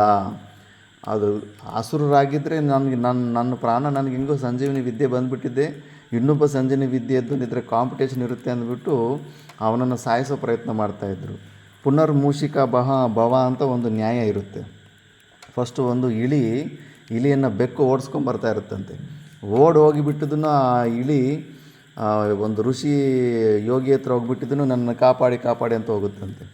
ಸರಿ ಅಂದ್ಬಿಟ್ಟಿದ್ದನು ಪಾಪ ಯೋಗಿ ಇದು ಇಲಿ ಆಗಿದ್ದಕ್ಕೆ ಬೆಕ್ಕು ಓಡಿಸ್ತಾ ಇದೆ ಅಂದ್ಬಿಟ್ಟಿದ್ದನು ನಿನಗೇನು ಬೇಕು ಅಂತ ವರ ಕೊಡ್ತಾನೆ. ನನ್ನನ್ನು ಬೆಕ್ಕು ಮಾಡಿಬಿಡಿ, ಆವಾಗ ನನಗೆ ಬೆಕ್ಕಿಂದ ಭಯ ಇರೋದಿಲ್ಲ ಅಂತಾರೆ. ಸರಿ ಅಂತ ಬೆಕ್ಕು ಮಾಡಿಬಿಟ್ರೆ ಮತ್ತು ಸ್ವಲ್ಪ ದಿವಸ ಆದಮೇಲೆ ಒಂದು ದಿವಸ ನಾಯಿ ಓಡಿಸ್ಕೊಂಬರುತ್ತೆ. ಮತ್ತೆ ಓಡಿ ಬರುತ್ತೆ ಗುರುಗಳ ಹತ್ರ. ಗುರುಗಳೇ ಮತ್ತೆ ನನಗೆ ನೀವು ಒಂದು ಸಹಾಯ ಮಾಡಬೇಕು. ಏನು ಮಾಡಬೇಕು ಅಂದರೆ ನೀವು ಮತ್ತೆ ನನ್ನನ್ನು ನಾಯಿ ಮಾಡಿಬಿಡಿ, ಆವಾಗ ನಾಯಿಯಿಂದ ಕೂಡ ನನಗೆ ಭಯ ಇರೋದಿಲ್ಲ ಅಂತ ಮತ್ತೆ ನಾಯಿ ಮಾಡಿಬಿಡ್ತಾನೆ. ಹಾಗೆ ಪ್ರಾಣಿಗಳು ಚೇಂಜ್ ಮಾಡುತ್ತಾ ಲಾಸ್ಟಲ್ಲಿ ಒಂದು ದಿವಸ ಹುಲಿ ಓಡಿಸ್ಕೊಂಬರುತ್ತೆ ನಾಯಿಯನ್ನು ಕೂಡ. ಮತ್ತು ಗುರುಗಳೇ ಅಂತ ಲಾಸ್ಟಲ್ಲಿ ಬಂದುಬಿಟ್ಟಿದ್ರು, ಗುರುಗಳೇ ಈ ಸತಿ ನನ್ನನ್ನು ಹುಲಿ ಮಾಡಿಬಿಡಿ, ಮತ್ತು ನಾನು ಇನ್ನು ಯಾವ ಪ್ರಾಣಿಯಿಂದ ನನಗೆ ಹೆದರಿಕೆ ಇಲ್ಲ ಅಂತ. ಮತ್ತು ಹುಲಿ ಮಾಡಿಬಿಟ್ರೆ ಇಮಿಡಿಯೇಟಾಗಿ ದುಷ್ಟ ಬುದ್ಧಿ ಬಂದುಬಿಡುತ್ತೆ. ಅದು ಕ್ರೂರ ಜಂತು ಅಂದರೆ ಕ್ರೂರ ಬುದ್ಧಿನೇ ಬರೋದು. ಈಗ ನನ್ನನ್ನು ಹುಲಿ ನಾನು ಹುಲಿ ಆಗಿಬಿಟ್ಟಿದ್ದೀನಿ, ನನಗೆ ಯಾವ ಪ್ರಾಣಿಗಳಿಂದ ಭಯ ಇಲ್ಲ ಪ್ರಪಂಚದಲ್ಲಿ. ಮತ್ತೆ ಏನಾದರೂ ಈ ಗುರುಗಳಿಗೆ ಕೋಪ ಬಂದುಬಿಟ್ಟು ಮತ್ತೆ ನನ್ನನ್ನು ಏನಾದರೂ ಇಲಿ ಮಾಡೋ ಸಾಮರ್ಥ್ಯ ಇದ್ಬಿಡುತ್ತೆ. ಅದಕ್ಕೆ ಫಸ್ಟ್ ಈ ಗುರುಗಳನ್ನೇ ತಿಂದುಬಿಡೋಣ ಅಂತ ಮನಸ್ಸಲ್ಲಿ ಅದು ಯೋಚನೆ ಮಾಡುತ್ತೆ. ಅವ್ರು ಮೊದಲೇ ಯೋಗಿಗಳಾಗಿರ್ತಾರೆ. ಇದಕ್ಕಾಗಲೇ ದುಷ್ಟ ಬುದ್ಧಿ ಬಂತು ಅಂದ್ಬಿಟ್ಟು ಮತ್ತೆ ಅದನ್ನು ಇಲಿ ಮಾಡಿಬಿಡ್ತಾನೆ. ಪುನರ್ಮೂಷಿಕ ಭವ ಅಂದ್ಬಿಟ್ಟು. ಅದಕ್ಕೆ ಸುಮಾರು ಜನ ಶಿಷ್ಯರಾಗಿ ಬರ್ತಾರೆ ಗುರುಗಳ ಹತ್ರ ಬಂದು 4-5 ಜನ ಭಕ್ತರ ಪರಿಚಯ ಆಗಿಬಿಟ್ರೆ ಅವ್ರಿಗವರೇ ದೊಡ್ಡ ಗ್ರೇಟ್ ಅಂದ್ಕೊಂಡ್ಬಿಡ್ತಾರೆ. ಗುರುಗಳಿಗೇನು ಗೊತ್ತು, ನನಗೆ ಎಲ್ಲ ಗೊತ್ತು ಅಂದ್ಬಿಟ್ಟು ಹಾಗೆ ಮಾಡಿಬಿಟ್ಟು ಇವರು ಮಾತು ಕೇಳಿ ಬಲ ಬಂದುಬಿಟ್ಟು ಗುರುಗಳಿಗೆ ಗುರುದ್ರೋಹ ಮಾಡೋದಕ್ಕೆ ಪ್ರಯತ್ನ ಮಾಡ್ತಾರೆ. ಮತ್ತು ಶಾಸ್ತ್ರದಲ್ಲಿ ಇರುತ್ತೆ, ಗುರು ಹತ್ರ ಎಲ್ಲ ಮಂತ್ರಗಳಿರುತ್ತೆ, ಪ್ರತಿಯೊಬ್ಬರಿಗೂ ಕೆಳಗಡೆ ಕೂಡಿಸೋ ಮಂತ್ರ ಇರುತ್ತೆ. ಮತ್ತು ಅದನ್ನು ಬೆಕ್ಕು ಮಾಡಿಬಿಟ್ಟು ಮತ್ತೆ ಹೊರಗಡೆ ಕಳಿಸ್ತಾರೆ ಅವರು. ಸುಮಾರು ಜಾಗದಲ್ಲಿ ನಡೀತಾ ಇರುತ್ತೆ ಇದು. ಆದರೆ ಇವನು ಕಚನು ದೈವಿ ಸಂಪತ್ತಿಗಳಿಂದ ಸತ್ವ ಪ್ರಧಾನವಾಗಿರೋದರಿಂದ ಅವನ ಗುರುಗಳಿಗೆ ಆ ಥರ ಮತ್ತೆ ಬದಿಸ್ಕೊಂಡ ಅವನ ಗುರುಗಳನ್ನು. ಇದು ಗುರು ಶಿಷ್ಯರ ಸಂಬಂಧ ಪರಂಪರೆಯನ್ನು ವೃದ್ಧಿ ಮಾಡೋದು. ಇನ್ಸ್ಪಿರೇಷನ್ಗೆ ಇಂಥ ಸ್ಟೋರಿಗಳು ತಗೋಬೇಕು. ಆ ಥರ ಆ ರಾಕ್ಷಸರು ನೋಡು ಗುರುಗಳನ್ನೇ ಕೊಂದು ಹಾಕೋ ಪ್ರಯತ್ನ ಮಾಡ್ತಾರೆ ಅವರು. ಅಷ್ಟು ದುಷ್ಟತೆಯನ್ನು ಯೋಚನೆ ಮಾಡ್ತಾರೆ. ಇನ್ನೂ ಸ್ಟೋರಿ ಇದೆ, ಅದು ಮಿಕ್ಕಿದ್ದ ಕ್ಲಾಸಲ್ಲಿ ನಾವು ನೋಡೋಣ. ಓಂ ಪೂರ್ಣಮದ ಪೂರ್ಣಮಿದಂ ಪೂರ್ಣಾತ್ ಪೂರ್ಣಮುದಚ್ಯತೆ ಪೂರ್ಣಸ್ಯ ಪೂರ್ಣಮಾದಾಯ ಪೂರ್ಣಮೇವಾವಶಿಷ್ಯತೆ. ಓಂ ಶಾಂತಿ ಶಾಂತಿ ಶಾಂತಿ.